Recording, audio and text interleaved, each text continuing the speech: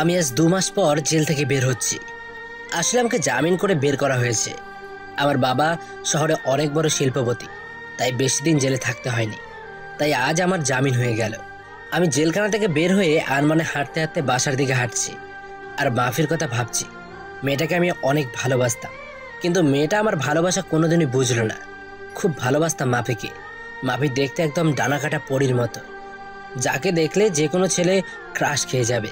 এবার আমার পরিচয়টা দিয়ে নেই। আমি আলমগীর, অনার্স শেষ করে রেজাল্টের জন্য অপেক্ষা করছি। পরিচয় দিতে দিতে আমার বাসায় চলে আসলাম। বাড়ির কলিং বেল বাজালাম কিছুক্ষণ। আমার মা এসে দরজা খুলে দিল। আমি মাকে দেখে অনেক খুশি হলাম। 2 মাস পরে মাকে দেখলাম, কিন্তু মা আমাকে দেখে মুখটা মলিন করে কোনো কথা না বলে ভিতরে ঢুকে গেল। আজ আমার একটা অন্যায়ের জন্য মা আমার সাথে কথা বলল না। খুব খারাপ লাগছে। মা আমার সাথে কথা না বলে মুখে একরাশ বিরক্ত নিয়ে চলে গেল আমার সামনে থেকে। আমি মার পিছু নিলাম। আমি আমার মাকে ডাকলাম, কিন্তু মা কোনো কথা বলছে না। এবার আমি দৌড়ে মায়ের সামনে গেলাম। মা, কি হলো? আমার সাথে কথা বলছো না কেন? আমি তো রাগের মাথায় একটা ভুল করেছি, তাই বলে আমাকে এভাবে শাস্তি দেবে? আমার কোনো ছেলে নেই। আলমগীর নামে একটা ছেলে ছিল, কিন্তু 2 মাস আগে সে মারা গেছে। তুই আমার ছেলে না। আমি তোর ওই পাপী চেহারা কখনো দেখতে চাই না। তোর ওই নোংরা মুখে আমাকে কোনো দিনও মা বলে ডাকবি না। তাই বলে মা কান্না করতে করতে চলে গেল রুমে। এবার মায়ের কথা শুনে আমার 2 চোখ বেয়ে অজর ধারায় পানি পড়তে লাগলো। শেষ পর্যন্ত আমার মা আমাকে দূরে ঠেলে দিল। খুব কষ্ট হচ্ছে, তাই রুমে এসে দরজা বন্ধ করে অনেকক্ষণ কান্না করলাম। কান্না করতে করতে কখন যে ঘুমিয়ে পড়েছি নিজেই জানি না। ঘুম ভাঙলো দরজা ঠক ঠক ঠক শব্দে। আমি উঠে দরজা খুলে দিলাম। দরজা খুলে দেখি বাবা দাঁড়িয়ে আছে। আমি বাবাকে দেখে কান্না করে দিলাম আর বাবাকে জড়িয়ে ধরলাম। আসলে বাবার সাথে আমি খুব ফ্রি ছিলাম। কান্না করিস না, সব ঠিক হয়ে যাবে। আর কাল থেকে তুই অফিসে জয়েন করবি, তারপর দেখবি সব ঠিক হয়ে যাবে। আচ্ছা বাবা, তুমি যা বলবে তাই হবে। আর একটা কথা তোকে না জানিয়ে আমি একটা বড় সিদ্ধান্ত নিয়েছি। আশা করি তুই আমার কথাটা রাখবি। বলো বাবা, আমি তোমার সব কথা রাখবো। তুমি যা ভালো বোঝো তাই করো। আপনারা ভাবছেন এই মাফিটাকে? আসুন, 2 মাস আগের কাহিনী বলছি। সকালে ঘুমিয়ে আছি, হঠাৎ ফোনের শব্দে ঘুম ভেঙে গেল। আমি বিরক্ত হয়ে ফোনটা রিসিভ করলাম। দেখি আমার বন্ধু ফোন দিয়েছে। আমার বন্ধুর নাম রাজু। এই শালা, এত সকালে ফোন দিয়ে আমার আরামের ঘুমটা নষ্ট করলি কেন রে? আরে রাত তোর আরামের ঘুম, আর এদিকে মাফি ভাবি অন্য একটা ছেলের সাথে এক রিকশায় কলেজে যাচ্ছে। রাজুর মুখে মাফির কথা শুনে আমার নিমেষেই ঘুম উদা হয়ে গেল। আমি তাড়াতাড়ি উঠে ফ্রেশ হয়ে কলেজের জন্য রওনা হলাম। আসুন মাফির সাথে পরিচয় করিয়ে দিই। মাফি আমাদের কলেজে 2য় বর্ষের ছাত্রী। আমি মাফিকে 2 বছর ধরে ভালোবাসি। মাফিকে অনেকবার প্রপোজ করেছি, কিন্তু মাফি রাজি হয়নি। মাফিকে আমি অনেক ভালোবাসি, যা মাফিকে কেউ এরকম ভাবে ভালোবাসতে পারবে কিনা আমার জানা নেই। পরিচয় দিতে দিতে কলেজে চলে আসলাম। এসে দেখি মাফি একটা ছেলের পাশে বসে আছে আর হেসে কথা বলছে। আমার মাথায় প্রচন্ড রাগ উঠে গেল। আমি সোজা গিয়ে মাফির পাশে বসা ছেলেটির শার্টের কলার ধরে সোজা নাকে একটা ঘুষি মারলাম, আর ছেলেটি নাকে হাত দিয়ে সোজা মাটিতে বসে পড়লো। এই, তোরে বলছি না কোনো ছেলের সাথে যাতে না মেশিস, তারপরেও তুই কেন ওই ছেলের সাথে কথা বলছিস? আপনি ওকে মারলেন কেন? আপনি জানেন ছেলেটি কি হয় আমার? ও আমার কাজিন হয়। আসলে আপনাদের মতো এমন বখাটেদের জন্য আমাদের মতো মেয়েরা আজ অসুরক্ষিত। আপনি একটা বখাটে। আর যাই হোক, আপনাকে ভালোবাসা যায় না। মাফি, আই এম সরি। আমি তোমাকে অনেক ভালোবাসি, আর সেই জন্য তোমার পাশে আমি কাউকে সহ্য করতে পারি না। প্লিজ আমাকে ক্ষমা করে দাও। আমি কোনো রাস্তার বখাটে মাস্তানকে ভালোবাসতে পারবো না, যে কিনা রাস্তার কুকুরের মতো মেয়েদের পেছনে পড়ে থাকে। তাই বলে মাফি চলে গেল কলেজ থেকে। মাফির কথা শুনে খুব কষ্ট হতে লাগলো। যাকে আমি নিঃস্বার্থভাবে ভালোবাসলাম সে আমাকে রাস্তার কুকুর বললো। কিন্তু হঠাৎ করে মাথায় প্রচন্ড রাগ উঠে গেল। আমাকে রাস্তার বখাটে মস্তান বললো। আমি যদি বখাটে মস্তান হই, তাহলে বখাটের মতোই মাফির ভালোবাসা আদায় করে নেব। কাল মাফিকে দেখাবো বখাটেরা কিভাবে ভালোবাসে। পরের দিন সকালে মাফির জন্য অপেক্ষা করছি রাস্তায়। আজ মাফিকে বখাটে বলার শাস্তি পেতে হবে। কিছুক্ষণ পর মাফি আসলো, তবে আজ একা এসেছে। আমি কোনো কথা না বলে মাফিকে জোর করে তুলে নিয়ে বাইকে বসিয়ে প্রচন্ড স্পিডে বাইক চালিয়ে একটা পুরনো ভাঙা ঘরে নিয়ে চলে আসলাম। আসার সময় মাফি অনেক চিৎকার করছিল আর অনেক ভয় পেয়ে গিয়েছিল। মাফি দেখো, আমি তোমাকে অনেক ভালোবাসি। তোমাকে আমি কোনো হার্ট করতে চাই না। তোমাকে আমি 2 বছর ধরে ভালোবাসি, কোনোদিন তোমার সাথে খারাপ ব্যবহার করিনি। তাহলে কেন আমাকে ভালোবাসতে পারবে না? তুমি বখাটে মাস্তান, তা তোমার এমন আচরণেই বোঝা যায়। তুমি যদি আমায় সত্যিই ভালোবাসতে, তাহলে আমাকে এমন ভাবে তুলে নিয়ে আসতে পারতে না। কারণ এগুলো রাস্তার বখাটেগুলোই পারে এমন কাজ করতে, যার কারণ তার মা বাবা তাকে ঠিকভাবে কোনোদিন শাসন করেনি। তুমি এরকম, তাহলে তোমার মা বাবা কিরকম হবে আল্লাহই জানে। এবার আমার মাথায় রাগ উঠে গেল। তুই আমাকে যা বলার বল, কিন্তু আমার মা বাবাকে কেন তুই এর মাঝখানে তুলে আনলি? আমি এবার মাফিকে শরীরের সর্বশক্তি দিয়ে একটা চড় মারলাম, আর মাফি পাশে পড়ে গেল। আমি তখন মাফির কাছে গিয়ে মাফির শরীর থেকে ওড়না ছুঁড়ে ফেলে দিলাম। মাফির উপর শারীরিক অত্যাচার করলাম, আমাদের ভাষায় যাকে বলে ধর্ষণ। হ্যাঁ, আমি মাফিকে ধর্ষণ করেছি। আমাকে বখাটে বলে, মাস্তান বলে, আমার মা বাবাকে গালি দেয়। মাফি আমাকে আটকানোর অনেক চেষ্টা করেছিল, কিন্তু পারেনি আমার শক্তির সাথে। মাফি আমার পায়ে পর্যন্ত ধরেছিল, কিন্তু আমার সেই সময় মাথায় প্রচন্ড রাগ উঠে গেছিল। মাফি এইভাবে কান্না করে যাচ্ছে। কিছুক্ষণ পর সেখানে কিছু মানুষ আসলো, হয়তো মাফির চিৎকার শুনে মানুষ চলে এসেছে। মানুষগুলো আমাকে একসময় মারতে লাগলো, তারপর আমার আর কিছু মনে নেই। যখন জ্ঞান ফিরে তখন আমি জেলখানায়। তারপর আমার বাবা আসলো, বাবা সব কাহিনী শুনতে চাইলো। বাবাকে আমি সব খুলে বললাম। বাবা বলল, তুই চিন্তা করিস না, আমি তোকে যত তাড়াতাড়ি সম্ভব জামিন করে নিয়ে যাব।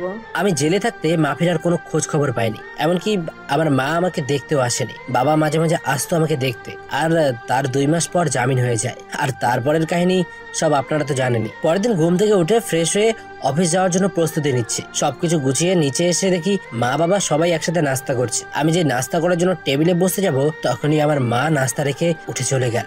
নিজের প্রতি খুব খারাপ লাগছে। আমার জন্য মা নাস্তা না করে উঠে চলে গেল।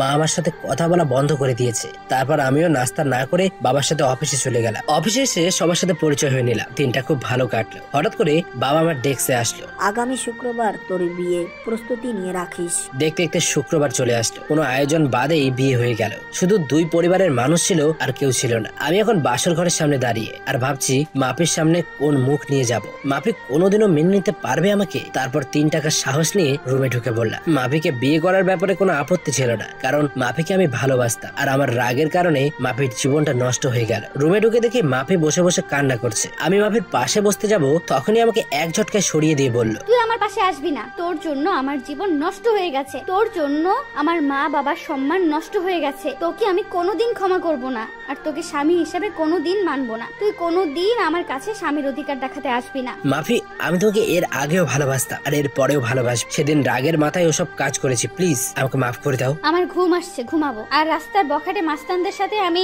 এক খাটে ঘুমাতে পারবো না। আর যদি আবার রাগ হয়, তাহলে আবার আমাকে রাস্তার কুকুরদের মতো ভোগ করবে। সেটা তো তুমি খুব ভালোভাবেই পারো। তাই বলে মাফি ঘুমিয়ে পড়লো, আর আমি নিচে বিছানা পেতে ঘুমিয়ে পড়লাম।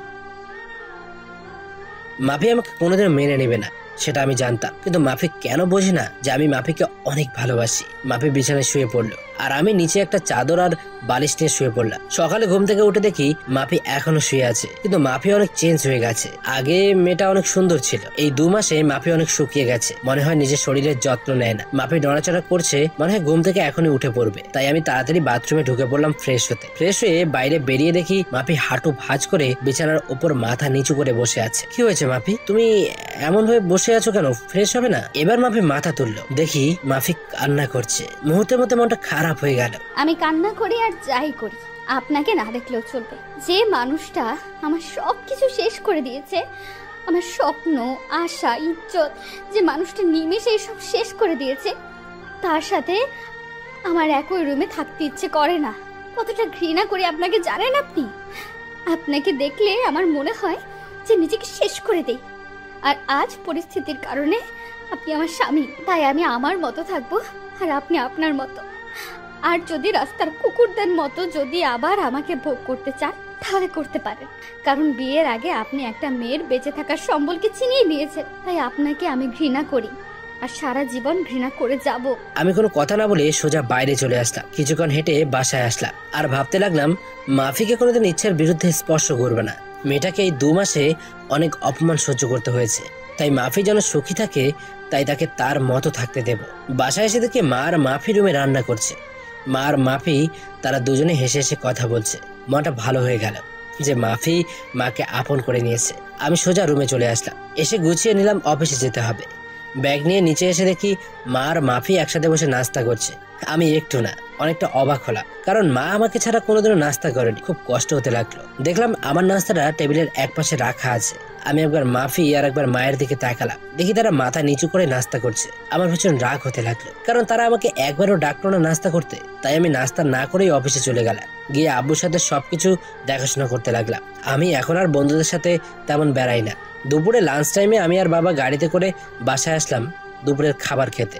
আমি আর বাবা টেবিলে বসলাম, দেখলাম বাবাকে প্লেট, ভাত সবকিছু এগিয়ে দিচ্ছে মা আর মাফি, কিন্তু আমার সামনে কেউ কিছু দিচ্ছে না। সবাই দুপুরের খাবার খাওয়া শুরু করে দিল, কিন্তু আমার উপর কারোর কোনো নজর নেই। খুব কষ্ট হতে লাগলো।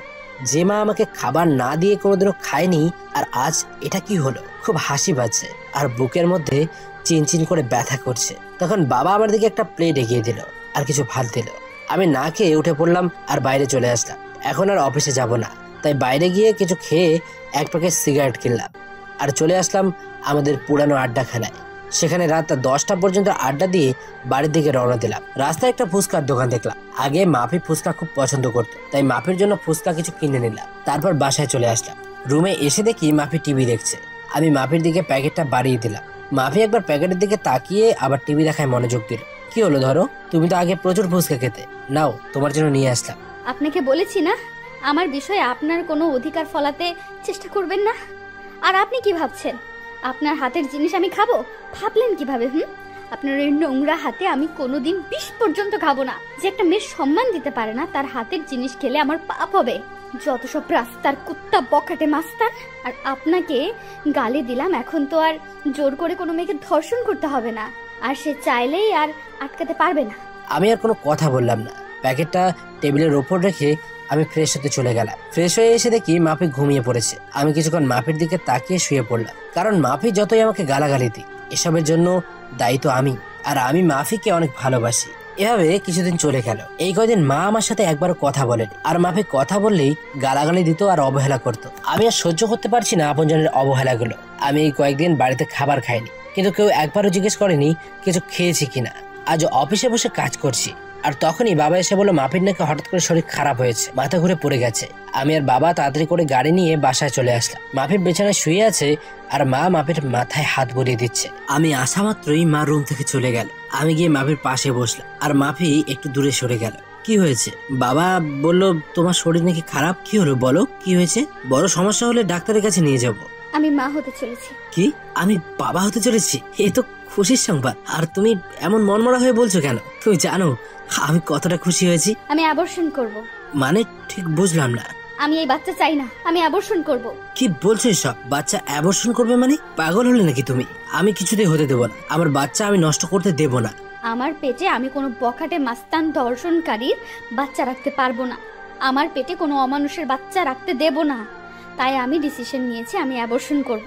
মাফি, তুমি যা শাস্তি দেবে আমাকে দাও, কিন্তু আমার নিষ্পাপ বাচ্চাকে তুমি কোনো ক্ষতি করো না। সে তো আর কোনো দোষ করেনি। প্লিজ তুমি এমন করো না। তুমি আমাকে যা শাস্তি দেবে আমি সব মাথা পেতে নেব, কিন্তু আমার বাচ্চাটাকে কোনো ক্ষতি করো না। তোমার পায়ে পড়ি, প্লিজ এমন বড় শাস্তি আমাকে দিও না। আমার পেটে যে বাচ্চা, সে একটা অমানুষের বাচ্চা, একজন বখাটের বাচ্চা, যে নিজের ভালোবাসা পাওয়ার জন্য একটা মেয়েকে জীবিত লাশ করে দিতে পারে। আর তার বাচ্চা বড় হলে তার বাবার মতো হবে না, সেটা কেউ বলতে পারবে? তাই আমার পেটে কোনো অমানুষের বাচ্চা পেটে ধরে রাখতে পারবো না। আর এই বাচ্চা যদি বড় হয়ে তার বাবার মতো অমানুষ হয়, তাই আগে থেকে আমি পৃথিবীতে কোনো অমানুষ নিয়ে আসতে পারবো না। প্লিজ মাফি, তুমি আমাকে যা বলার বলো, কিন্তু আমার বাচ্চাকে কিচ্ছু বলো না। আমি তোমাকে কথা দিলাম, আমার বাচ্চা পৃথিবীর আলো দেখার সাথে তোমার থেকে অনেক দূরে নিয়ে যাব। আমার বাচ্চার চেহারা পর্যন্ত তোমাকে দেখতে দেব না।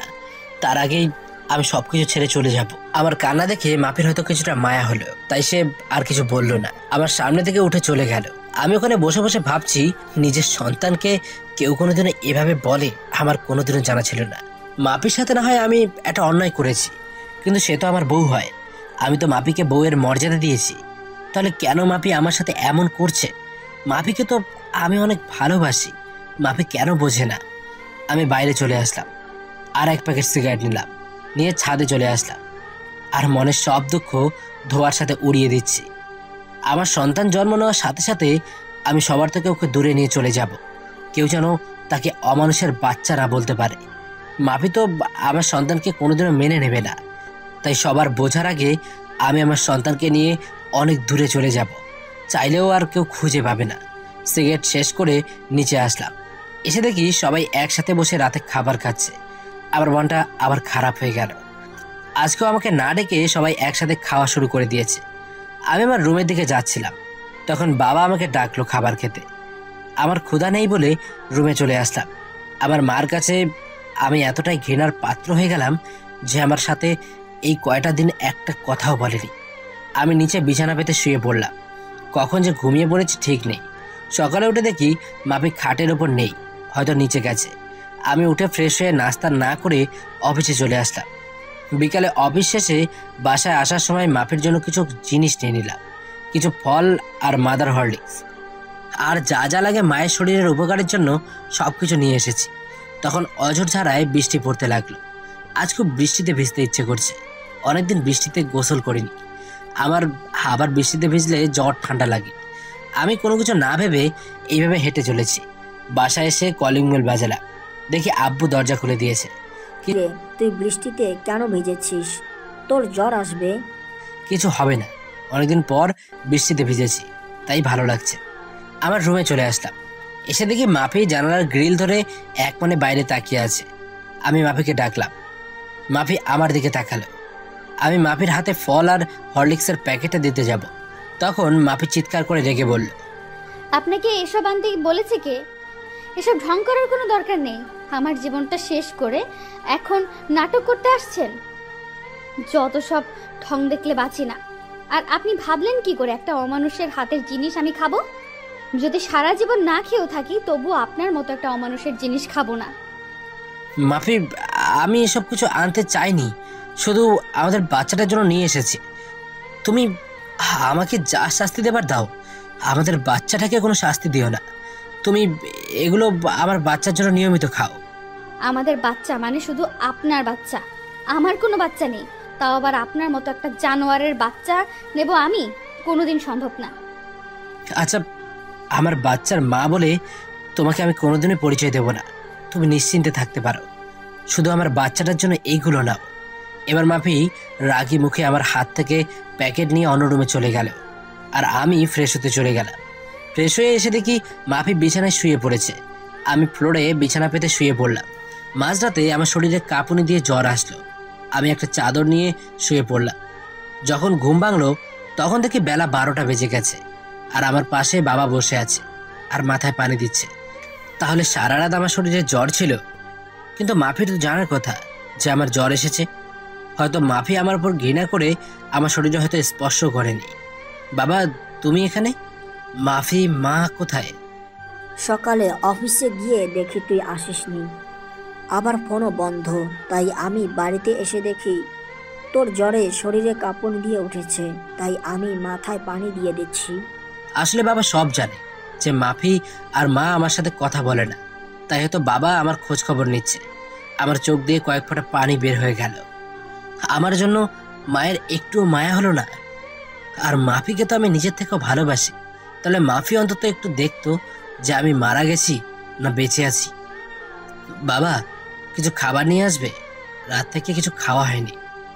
একটু বস, আমি বৌমাকে পাঠিয়ে দিচ্ছি। না বাবা, দরকার নেই, আমি বাইরে থেকে খেয়ে নেব। আমি সব বুঝি রে বাবা, মেয়েটা তোকে এখনো ক্ষমা করতে পারেনি। আমি নিয়ে আসছি খাবার। তাই বলে বাবা চলে গেল নিচে খাবার আনতে, আর আমি বিছানায় শুয়ে আছি। তখন মাফি রুমে আসলো, আর আমার দিকে একবার তাকিয়ে নিজের কাজ ছেড়ে আবার রুমের বাইরে চলে গেল। যেই মেয়েটাকে নিজের জীবনের চাইতেও বেশি ভালোবাসি, সেই মেয়েটার আমার প্রতি একটুও মায়া কাজ করে না। যেদিন আমি থাকবো না সেদিন বুঝতে পারবে কতটা ভালোবেসেছিলাম আমি তাকে। সেদিন হয়তো আর আমাকে পাবে না, সবকিছু মায়া ত্যাগ করে চলে যাব। তখন আমার ওপরে আর কারো রাগ থাকবে না, কেউ আমাকে অমানুষ জানোয়ার বখাটে বলবে না। তারপর বাবা আমাকে খাবার দিয়ে গেল, আমি খেয়ে নিলাম। তারপর বিকেলের দিকে একটু শরীরটা ভালো হলো। আমি আস্তে আস্তে উঠে বাইরে চলে আসলাম, আর কিছু খেয়ে নিলাম। এভাবে চলে গেল 2 দিন।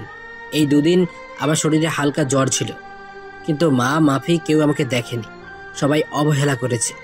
এখন কেমন যেন নিজেকে শেষ করে দিতে ইচ্ছে করছে। নিজের আপনজনের এমন অবহেলা সহ্য হচ্ছে না। আমি বাসার খাবার খুবই কম খাই, বেশিরভাগই বাইরে খাই। আজ আবার একটু অফিসে আসলাম।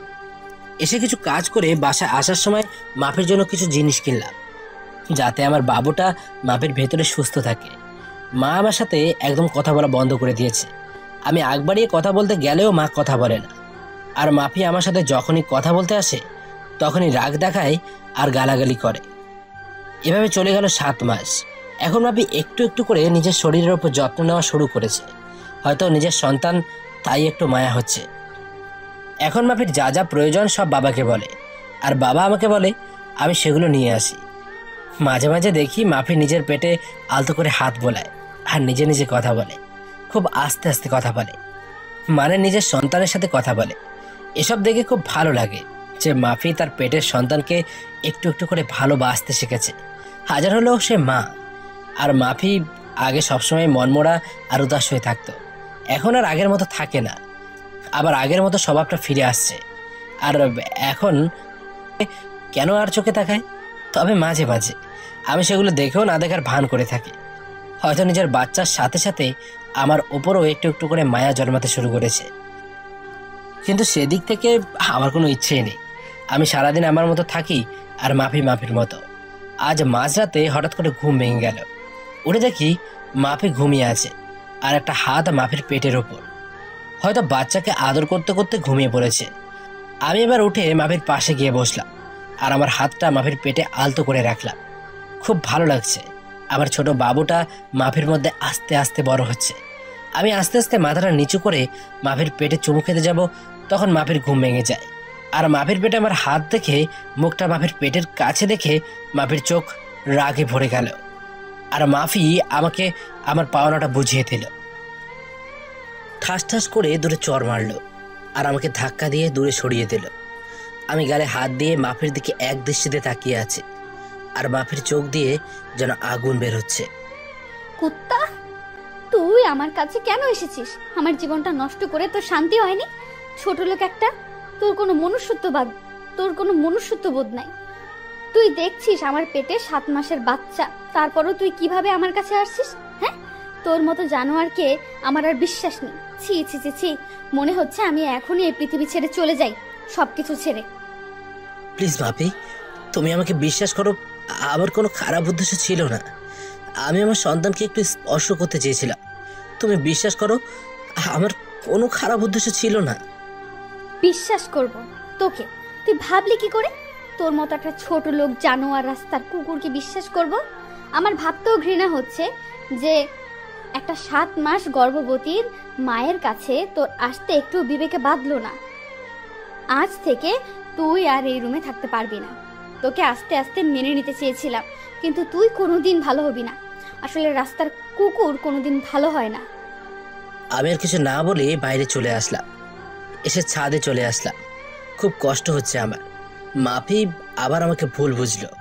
আমি তো আমার সন্তানকে একটু স্পর্শ করতে চেয়েছিলাম, আর মাফি আমাকে থাপ্পড় মারলো। নিজের অজান্তেই চোখ দিয়ে 2 ফোঁটা নোনা পানি বের হলো। আজকে নিজেকে শেষ করে দিতে ইচ্ছে করছে, কিন্তু আমাকে বেঁচে থাকতে হবে। আমার সন্তানের জন্য আমাকে বেঁচে থাকতেই হবে, নইলে আমার মতো আমার সন্তানও এমন অবহেলা পাবে। আর নিজের আপনজনের কাছ থেকে এমন অবহেলা পেলে সে নিজেও ঠিক থাকতে পারবে না।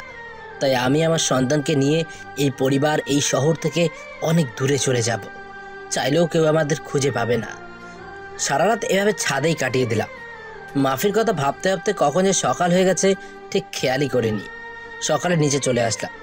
এসে সোজা মায়ের রুমে চলে গেলাম। দেখি মা বসে আছে। আমি মায়ের কাছে গিয়ে মায়ের সামনে হাঁটু গেড়ে বসে পড়লাম। মা, কেন তুমি আমার সাথে এমন ব্যবহার করছো? কেন এমন অবহেলা করছো? তুমি তো জানো আমি অবহেলা একদম সহ্য করতে পারি না। সেদিন মাপি তোমাদের নামে অনেক খারাপ ভাষায় গালাগালি করেছিল, তাই আমি রাগের মাথায় মাপির সাথে এমন ব্যবহার করি। চাইলে তুমি আমাকে মারতে পারো, আর যদি না শাস্তি দাও তাহলে তুমি একবার বলো যে এই বাড়ি থেকে চলে যেতে। আমি সব কিছু ছেড়ে চলে যাব, আর কোনোদিনও তোমার এই শয়তান ছেলের মুখ দেখতে হবে না। তোর সাথে আমার কোনো কথা নেই। আমি আগেই বলেছি, আমার ছেলে সেই দিনই মারা গেছে আমার কাছে, যেদিন সে ওইরকম একটা নোংরা কাজ করেছিল। আর আমি কারো মা না, আমার কোনো ছেলে নেই। তুই যেখানে পারিস সেখানে চলে যা, আমার কিচ্ছু যায় আসে না। ঠিক আছে মা, আমি আর কোনোদিনও তোমাকে মা বলে ডাকবো না। আমি চলে যাব, সবাইকে ছেড়ে চলে যাব। তখন এই শয়তানটার চেহারা তোমাকে আর দেখতে হবে না, আর আর কোনো অমানুষ তোমাকে মা বলে ডাকবে না মা। আমি মায়ের রুম থেকে চলে আসলাম নিজের রুমে। রুমে ঢুকে দেখি মাফি বাথরুমে ফ্রেশ হচ্ছে। আমি তাড়াতাড়ি গুছিয়ে নিলাম অফিস যাওয়ার জন্য, যাতে মাফির ফ্রেশ হওয়ার আগে আমি অফিসে চলে যেতে পারি। মাফির বাথরুম থেকে বের হওয়ার আগেই আমি অফিসে চলে আসলাম। বাইরে থেকে কিছু নাস্তা করে অফিসে প্রবেশ করলাম। সারাদিন অফিস করে বিকেলে যখন ছুটি হলো তখন ভাবলাম এখন বাসায় গেলেই মাফি মা হয়তো আমাকে দেখে আবার বিরক্ত হতে পারে। তাই একটু পার্কে বসে বন্ধুদের সাথে আড্ডা দিতে দিতে প্রায় রাত 12টা বেজে গেল। তারপর বাসায় আসলাম। বাসায় এসে অন্য রুমে ঘুমাতে চলে গেলাম। আজ আর নিজের রুমে ঘুমাতে যাইনি, কারণ মাফি আমাকে দেখলে আবার রাগ করবে, আবার মাঝরাতে আমি কিছু করব ভেবে সারা রাত জেগে থাকতে পারে, আর সারা রাত জেগে থাকলে আমার বাচ্চাটার ক্ষতি হতে পারে। তাই আজ অন্য রুমে ঘুমিয়ে পড়লাম। এভাবে আরও 1 মাস চলে গেল। এই 1 মাসে আমি কারোর সাথে কথা বলিনি, মানে কেউ আমার সাথে কথা বলেনি, শুধু বাবাই কথা বলতো আমার সাথে। আর কথা বলবে কিভাবে? আমার সাথে এখন কারো দেখাই হয় না।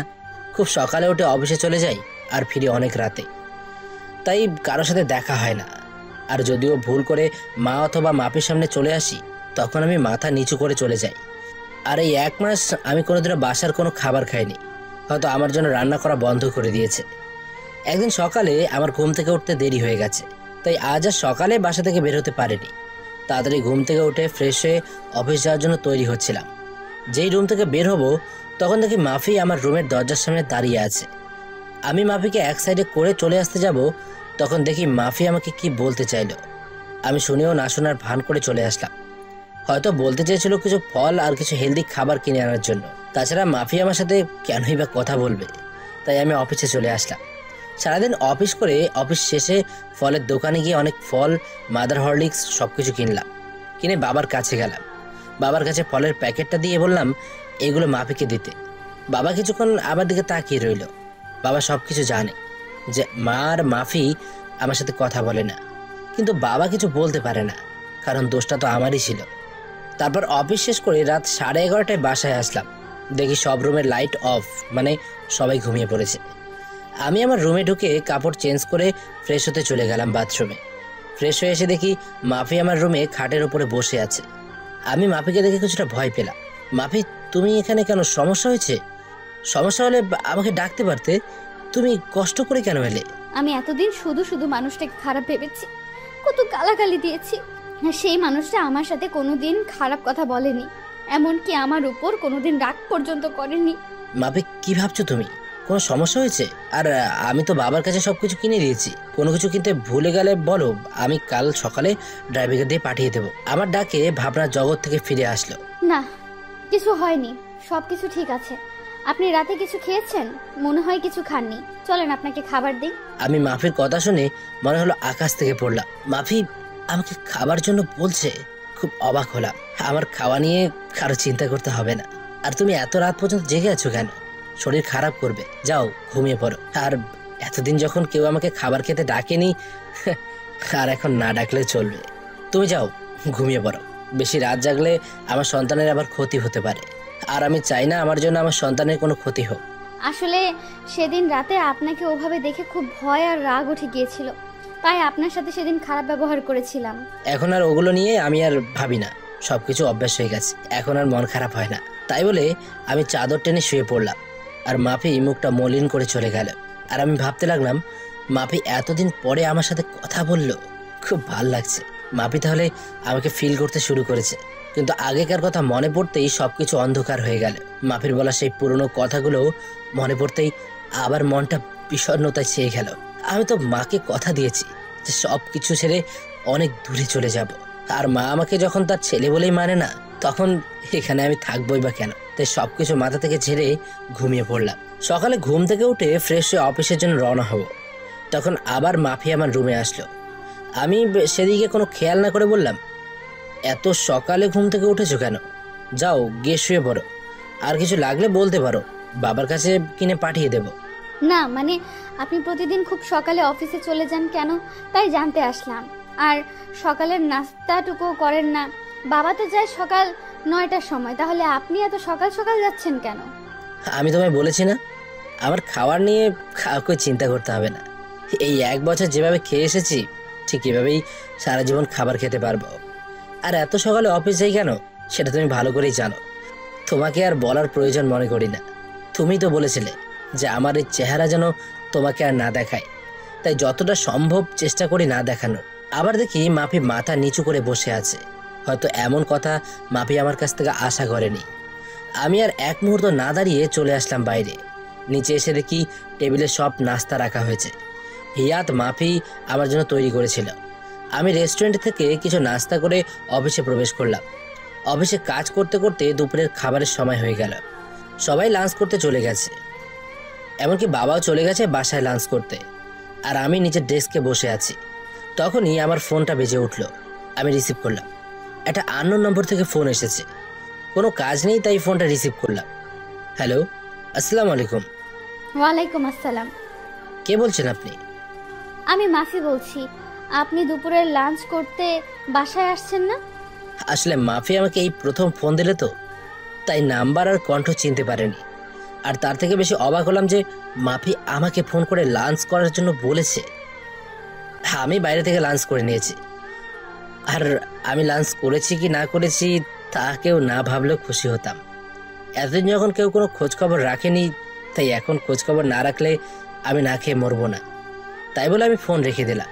আর ভাবতে থাকলাম হঠাৎ করে মাফি এত চেঞ্জ হলো কিভাবে, বুঝলাম না। সকালে নাস্তা করেছে কিনা, দুপুরে লাঞ্চ করেছে কিনা সব জানতে চাইছে। এর কারণটা কি হতে পারে?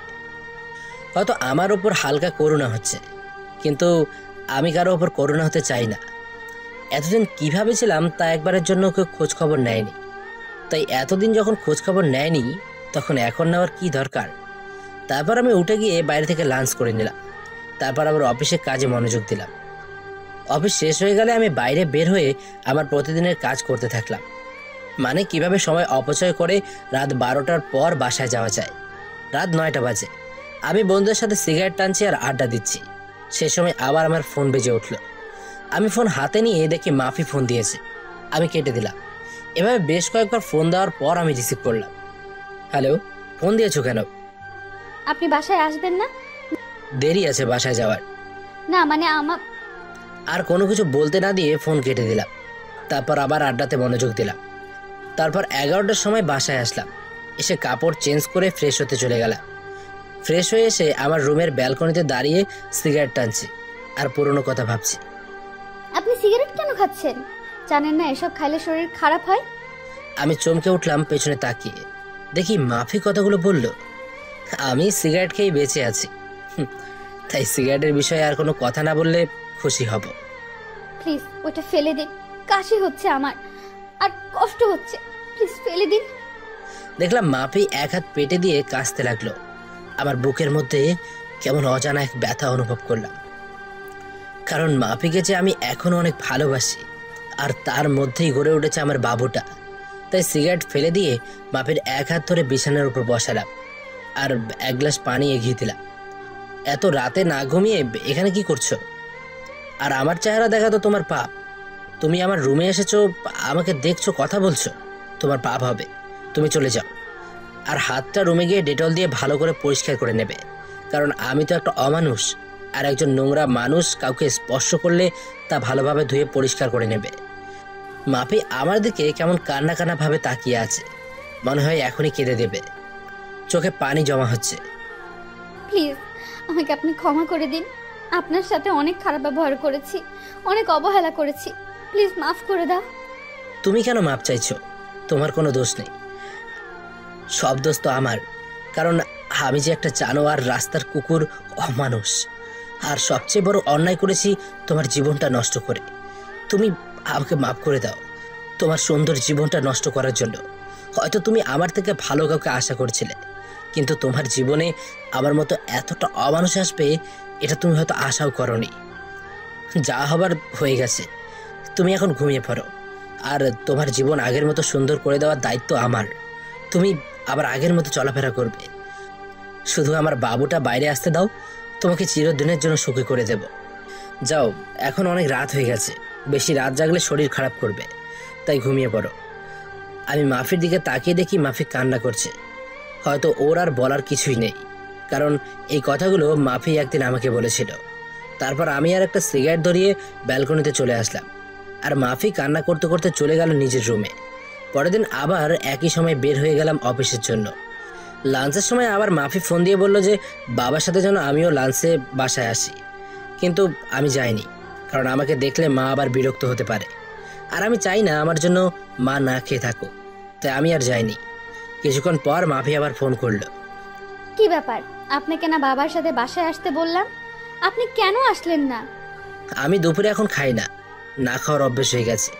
আর এখন আবার খাওয়া শুরু করলে অভ্যেসে পরিণত হবে। তাই আমারটা বাদ দিয়ে তোমারটা চিন্তা করো। তারপর আমি ফোন বন্ধ করে নিজের কাজ করতে থাকলাম। অফিস শেষে আবার আমার আরেকটা চাকরি করতে হবে। সেটা হলো সময় নষ্ট করে কিভাবে 12টা পর্যন্ত বাইরে থাকা যায়। আজ আর ফোন করিনি। ঠিক 12টার সময় বাসায় পৌঁছালাম। রুমে ঢুকতে দেখি মাফি হাজির। আপনার ফোন বন্ধ কেন? কতবার ফোন দিয়েছি জানেন আপনি? কেন? এই অমানুষটাকে আবার ফোন দেওয়ার কারণ কি? তোমাকে বলেছি না বেশি রাত জাগতে হবে না। তারপরও কোনো রাত জাগো? হ্যাঁ, রাত জাগলে আমার সন্তান, শুধু আমার সন্তানটার ক্ষতি হতে পারে। তাই বেশি রাত জাগবে না, যাও ঘুমিয়ে পড়ো। মাফি আবার আমার দিকে কাঁদো কাঁদো মুখে তাকিয়ে আছে। আমার দিকে চোখের কোণে পানি জমতে শুরু করেছে। মাফি চোখ মুছে বলল, না আসলে ডেলিভারির আর তো বেশি সময় নেই, আর 1 মাস সময় আছে।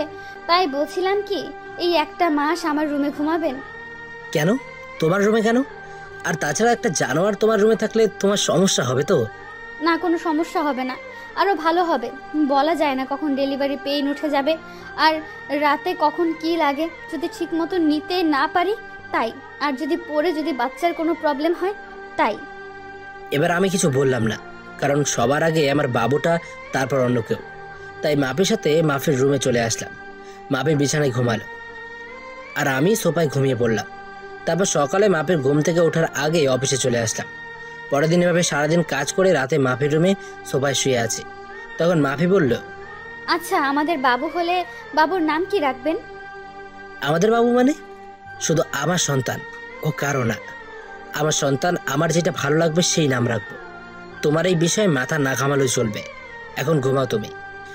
মাফি এবার কান্না শুরু করে দিল। কিছুক্ষণ কান্না করতে করতে পরে ঘুমিয়ে পড়ে। এভাবেই কেটে যায় 1 মাস। এই 1 মাসে মাফি অনেকটা চেঞ্জ হয়ে গেছে। আমার ওপর অধিকার কাটানো শুরু করেছে। কিন্তু আমি মাফিকে কোনো সুযোগই দিতাম না। প্রতিদিন সকালে নাস্তা করার জন্য ডাক দিত, কিন্তু আমি কোনো কিছু না বলে চুপ করে চলে আসতাম। এতে মাফি অনেক কষ্ট পেত। তারপর দুপুরে লাঞ্চ টাইমে প্রতিদিন আমাকে ফোন দেবে। আমি ফোন বন্ধ করে রাখতাম, আর না হয় ফোন রিসিভ করতাম না।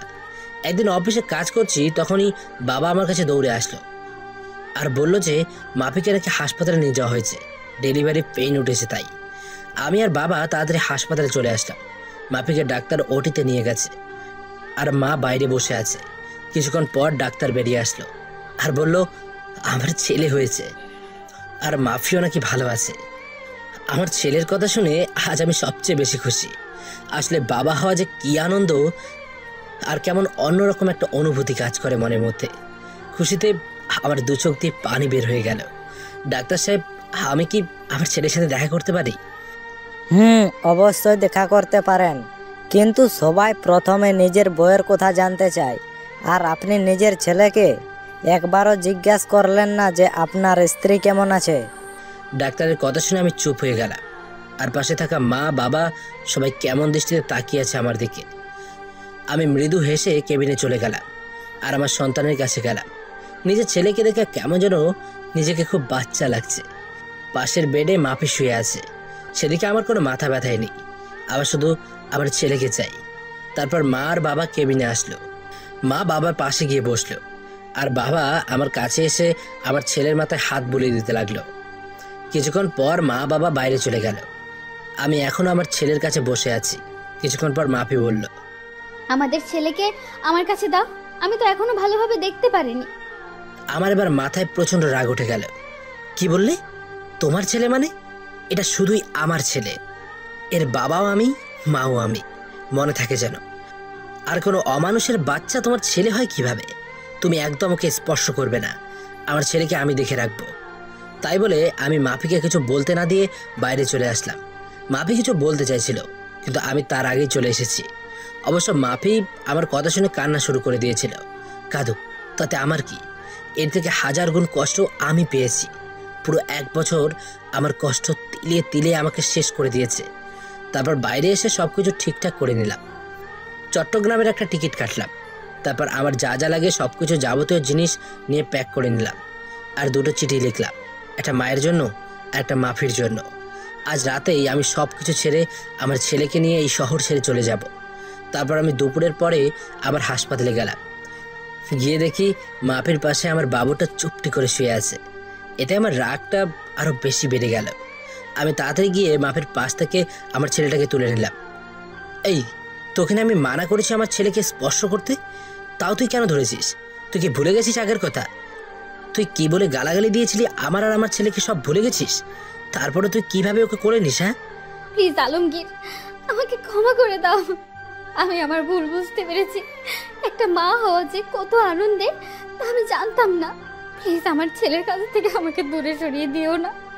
তুমি যা বলবে আমি সব শুনবো, তবু আমার ছেলেকে আমার কাছে ফিরিয়ে দাও। কেন? সেদিন মনে ছিল না যেদিন আমার ছেলেকে আর আমাকে জানোয়ার বলছিলিস, রাস্তার কুকুর, অমানুষ বলে গালাগালি দিয়েছিলিস? তুই তো আমার ছেলেটাকে গালাগালি দিয়েছিস, কিন্তু তার বয়স মাত্র তখন 2 মাস ছিল। তার তখন জন্ম হয়নি, তুই তখনও গালাগালি দিয়েছিস। কোনো মাই তার নবজাতক ছেলেকে এভাবে গালাগালি দিতে পারে না। তাই এর প্রতি তোর কোনো অধিকার নেই, মনে থাকে যেন। তাই বলে আমি ছেলেকে নিয়ে বাইরে একটা চেয়ারে বসে পড়লাম। আর এদিকে মাপি অযোধ্যায় কান্না করতে থাকলো। তারপর বিকাল হতে দেখি মা বাবা চলে আসলো হাসপাতালে। আমার ছেলেকে নিয়ে এভাবে বাইরে বসে থাকতে দেখে বাবা আর মা আমার কাছে আসলো। কি রে, কি হয়েছে? আমার দাদু ভাইকে নিয়ে বাইরে বসে আছিস কেন? ভিতরে গিয়ে বস। বাবা আমাকে ক্ষমা করবেন, আমার ছেলেকে আমি দেখতে পারবো। মা বা মাফি আমার ছেলের ওপর কোনো অধিকার না দেখালে খুশি হব। দেখ বাবা, এতদিন যা হয়েছে সব ভুলে যা, আবার নতুন করে শুরু কর তোরা। আর তাছাড়া এখন তোরা 2 জন না 3 জন। বাবা তুমি কি ভুলে যেতে বলছো? আমার জীবনের সবচেয়ে খারাপ কষ্টকর 1 বছর ভুলে যাব? কোনোদিনও সম্ভব না বাবা। এতদিন আমাকে যেমন অবহেলা করে এসেছে, তেমন আমি চাই না আমার ছেলেটা সবসময় আমার মতো অবহেলা নিয়ে বড় হোক।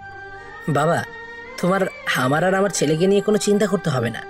তুমি শুধু মায়ের শরীরের দিকে খেয়াল রাখবে। তাই বলে আমি আমার ছেলেকে নার্সের কাছে দিয়ে বাইরে চলে আসলাম। তারপর সারা দিন বাইরে কাটিয়ে দিলাম। আমার চট্টগ্রামের বাস রাত 11:30টায়। তারপর সোজা হাসপাতালে চলে গেলাম। গিয়ে দেখি মাপি ঘুমিয়ে আছে, আর তার হাতের পাশে আমার বাবুটা ঘুমিয়ে আছে। আমি বাবুটাকে কোলে নিয়ে তারপর সেখানে একটা চিঠি রেখে আমার ছেলেকে নিয়ে সোজা বাস স্ট্যান্ডে চলে আসলাম। আর আমার মায়ের জন্য যে চিঠিটা, সেটা মা কাল সকালে পেয়ে যাবে। তারপর আমি ব্যাগ নিয়ে বাসে উঠে পড়লাম, আর মোবাইলের সিমটা খুলে ভেঙে বাইরে ফেলে দিলাম। আজ সবাইকে ছেড়ে অনেক দূরে চলে যাচ্ছি। হয়তো কোনোদিন আর ফিরে আসবো না আমার প্রিয় শহর মুন্সিগঞ্জ। খুব কষ্ট হবে মা বাবাকে ছেড়ে, কিন্তু কি করব? আমার মা আমার সাথে 1 বছর কথা বলেনি, শুধু অবহেলা পেয়েছি। আর মাপিকে তো আমি ভালোবাসতাম। আমি চেয়েছিলাম সব কিছু ভুলে আবার নতুন করে মাপির সাথে সংসার শুরু করব। কিন্তু মাপি আমার নবজাতক বাচ্চাকে অবহেলা করছে। তার তো কোনো দোষ ছিল না। তাই আমি আর চাই না অবহেলা নিয়ে বেঁচে থাকতে। তাই অচেনা শহরে চলে আসলাম নতুন করে জীবন শুরু করতে। পরের দিন সকালে মাপি ঘুম থেকে উঠে দেখে তার ছেলে নেই, আর সেখানে একটা চিঠি রাখা আছে। এদিকে সকালে মায়ের কাছে একটা চিঠি পৌঁছে দিল একটা অচেনা ছেলে। মা চিঠি পড়তে লাগলো। মা, তুমি যখন আমার চিঠিটা পাবে তখন হয়তো আমি তোমাদের থেকে অনেক দূরে চলে এসেছি নতুন করে জীবন শুরু করতে। মা, আমি জানি তোমাদের ছেড়ে থাকতে খুব কষ্ট হবে, কিন্তু তাও আমাকে মানিয়ে নিতে হবে। আমি যে 1 বছর তোমাদের কাছ থেকে অবহেলা পেয়েছি, সেটা আমি সহ্য করতে পারতাম না মা, জানো। খুব কষ্ট হতো মাঝে মাঝে, মনে হতো এই পৃথিবী ছেড়ে চিরতরে চলে যাই। কিন্তু আমি আমার ছেলের জন্য নিজের ক্ষতি করিনি, কারণ আমার যদি কিছু হয়ে যেত তাহলে আমার মতো আমার ছেলেটাকে এমন অবহেলা নিয়ে বড় হতে হতো। আর আপনজন অবহেলা করলে কতটা কষ্ট হয় শুধু আমি জানি। তাই আমি তোমাদের ছেড়ে অনেক দূরে চলে যাচ্ছি। আমি তো তোমার কাছে সেই 1 বছর আগে মারা গেছি, তাই আর তোমাদের ছেলে বলে পরিচয় দিতে হবে না। আর আমার এই পাপী নোংরা চেহারা তোমাকে আর দেখতে হবে না। তাই আমি আমার ছেলেকে নিয়ে অনেক দূরে চলে যাচ্ছি মা, যেখানে কোনো অবহেলা নেই। যদি কোনোদিন ভুল করে থাকি তাহলে ক্ষমা করে দিও মা। ইতি তোমার অবহেলার পাত্র। মা চিঠিটা পড়া মাত্রই কান্না শুরু করে দিল, আর তাড়াতাড়ি উঠে হাসপাতালে যেতে লাগলো। এদিকে হাসপাতালে আলমগীরের দেওয়া চিঠি পড়তে থাকলো। আর মাফিকে উদ্দেশ্য করে যে চিঠিটা লিখেছিলাম সেটা হলো, মাফি, তুমি হয়তো জানো না তোমাকে আগে 2 বছর যেভাবে ভালোবাসতাম ঠিক সেভাবে এখনো ভালোবাসি, কিন্তু আমার ভালোবাসা তুমি বুঝলে না। মনে করেছিলাম জেল থেকে বের হয়ে আবার তোমাকে বিয়ে করে দুজনে সুখী থাকবো, কিন্তু বিয়ে হলো, আমরা সুখী হতে পারলাম না। তুমি যদি চাইতে তাহলে আমাদের সংসারটা আজ অন্যরকম হতো, কিন্তু তুমি চাওনি, কারণ আমি যে একটা অমানুষ জানোয়ার, তাই না? তুমি তো একদিন বলেছিলে আমার গর্ভে কোনো অমানুষের বাচ্চা ধারণ করতে পারবে না, কিন্তু আমি তোমার প্রতি কৃতজ্ঞ যে আমার ছেলেটাকে তোমার গর্ভে ধারণ করেছ। আর তুমি যেদিন আমাকে ভুল বুঝে থাপ্পড় মেরেছিলে সেদিন জানো কত কষ্ট পেয়েছিলাম। আর তুমি কি বলেছিলে? আমাকে ক্ষমা করে দাও, আমি সেদিন রাগের মাথায় উল্টাপাল্টা বলে ফেলেছি। মাফি, তুমি কি জানো মানুষ রাগের মাথায় সবসময় সত্যি কথা বলে? আর তাই সেদিন তুমি যা বলেছো হয়তো সব সত্যি, আর আমি তোমার জীবন নষ্ট করেছিলাম। আজ সেই জীবন থেকে আমি চিরদিনের জন্য আমার ছেলেকে নিয়ে চলে যাচ্ছি। তুমি তো একদিন বলেছিলে তোর মতো পাপীর চেহারা আমি দেখতে চাই না, তাই আমি তোমার কথা রাখার জন্য চলে যাচ্ছি। আর আমার ছেলেকে আর কোনোদিনও অমানুষ বলে গালাগালি করবে না। তুমি পারলে যত খুশি গালাগালি দিও আমাকে। আমার ছেলেটাকে আমি কেমনভাবে গড়ে তুলবো জানি না, কিন্তু তোমাদের মতো অবহেলা করব না যেভাবে তোমরা আমাকে করেছো। তাই আমি চিরদিনের জন্য তোমাদের ছেড়ে চলে যাচ্ছি কোনো এক অজানা শহরে। যদি পারো আমাকে ক্ষমা করে দিও। ইতি, একটা অমানুষ। মাফি আমার চিঠি পেয়ে পাগলের মতো কান্না করতে থাকলো আর আলমগীর বলে চিৎকার করতে থাকলো। তখনই মা আসলো রুমে। আমার মাকে জড়িয়ে ধরে চিৎকার করে কান্না করতে থাকলো আর বারবার আমাকে ফিরিয়ে আনার জন্য চিৎকার করে কান্না করতে থাকলো। আর এদিকে আলমগীর তার ছোট ছেলেকে নিয়ে এক অচেনা শহরে চলে আসলো। কাউকে চেনে না, কোথায় থাকবে আলমগীর নিজেই জানে না। পরের দিন আমি আমার ছেলেকে নিয়ে একটা চায়ের দোকানে বসে আছি। আমি হালকা নাস্তা করে আমার ছেলের জন্য দুধ কিনে তাকে কষ্ট করে খাওয়ালাম। অনেক হয়েছে, এবার আমার ছেলের একটা নাম রাখতে হবে। তাই আমার ছেলের নাম আব্দুল্লাহ আল সামি রাখলাম, কিন্তু আমি তাকে সামি বলেই ডাকবো। আপনারাও ডাকতে পারেন সামি বলে। তারপর দোকানে আর কিছুক্ষণ বসে থাকার পরে হঠাৎ করে দোকানদার বলল, কি ব্যাপার, আপনি এতটুকু বাচ্চা নিয়ে এভাবে ঘুরে বেড়াচ্ছেন কেন? আর বাচ্চার মা কোথায়? আসলে আমি এই শহরে নতুন, তাই কাউকে চিনি না, আর থাকার একটা জায়গাও নেই, আর বাচ্চার মাও নেই।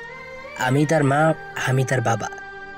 তারপর দোকানদার কি যেন ভেবে বলল, আপনি চাইলে আমার বাড়ির পাশে একটা ছোট বাড়ি আছে, আপনাদের দুজনের থাকার জন্য বেশ ভালো জায়গা। আমি দোকানদারের কথা শুনে বেশি খুশি হলাম। আমি আর কিছু না ভেবে তার কথায় রাজি হয়ে গেলাম। তারপর তিনি আমাকে বাসাটা দেখিয়ে দিয়ে চলে গেল আর বলল, আমার বাড়িটা পাশেই, আমি আমার মেয়েকে বলে যাচ্ছি আপনার যা যা লাগবে সব কিছু যেন সে দেখে নেয়, আর কোনো সমস্যা হলে আমার মেয়েকে বলবেন। দোকানদার তাই বলে চলে গেল আর আমি ঘরটা একটু দেখে নিয়ে কাজ শুরু করে দিলাম, মানে ঘর গোছানোর কাজ। কিছুক্ষণ পর দেখি একটা মেয়ে আসলো রুমে। ও, আপনি তাহলে তিনি যার কথা বাবা বলে গেল? তার মানে ইনি দোকানদারের মেয়ে হবে হয়তো। দেখতে মাশাআল্লাহ বেশ সুন্দরী, তবে গরিব বলে বেশি সাধারণভাবেই চলাফেরা করে, তাই সৌন্দর্যটা বেশি ফুটে উঠছে না। জি, আমি এই ঘর ভাড়া নিয়েছি। আসলে এখানে কাউকে চিনি না তো, তাই আপনাকে আসতে হলো। আপনি একটু দেখিয়ে দিলেই চলবে।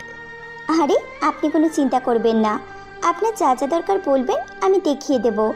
আর আমাকে আপনি করে না বলে নাম ধরে ডাকলে খুশি হব। ও আচ্ছা, নাম ধরেই রাখবো। তখনই স্বামী কেঁদে উঠল আর তানিমা বলল, এখানে একটা বাচ্চা কান্না করছে কোথায়? আমি তাড়াতাড়ি গিয়ে স্বামীকে কোলে তুলে নিলাম, কিন্তু কান্না থামার কোনো নামগন্ধই নেই। এই বাচ্চাটা কার? কার বাচ্চা চুরি করে নিয়ে আসছেন? বলেন কার বাচ্চা, নইলে আমি কিন্তু লোকজন ডাকবো আর বলবো আপনি একটা বাচ্চা পাচারকারী। আমি বাচ্চা চুরি করতে যাব কেন? এটা আমার ছেলে, আমি ওর বাবা, আর আমি কোনো বাচ্চা পাচারকারী না, বুঝলেন? তাহলে বাচ্চার মা কোথায়? বাচ্চার মাকে তো দেখতে পাচ্ছি না। আমার ছেলের মা নেই, সে আমার ছেলেটাকে জন্ম দিতে গিয়ে মারা গেছে। এখন থেকে আমি ওর মা, আমি ওর বাবা। ও, তা আগে বলবেন তো। আর বাচ্চাকেও এইভাবে করে নেয়? দেন, আমার কাছে দেন।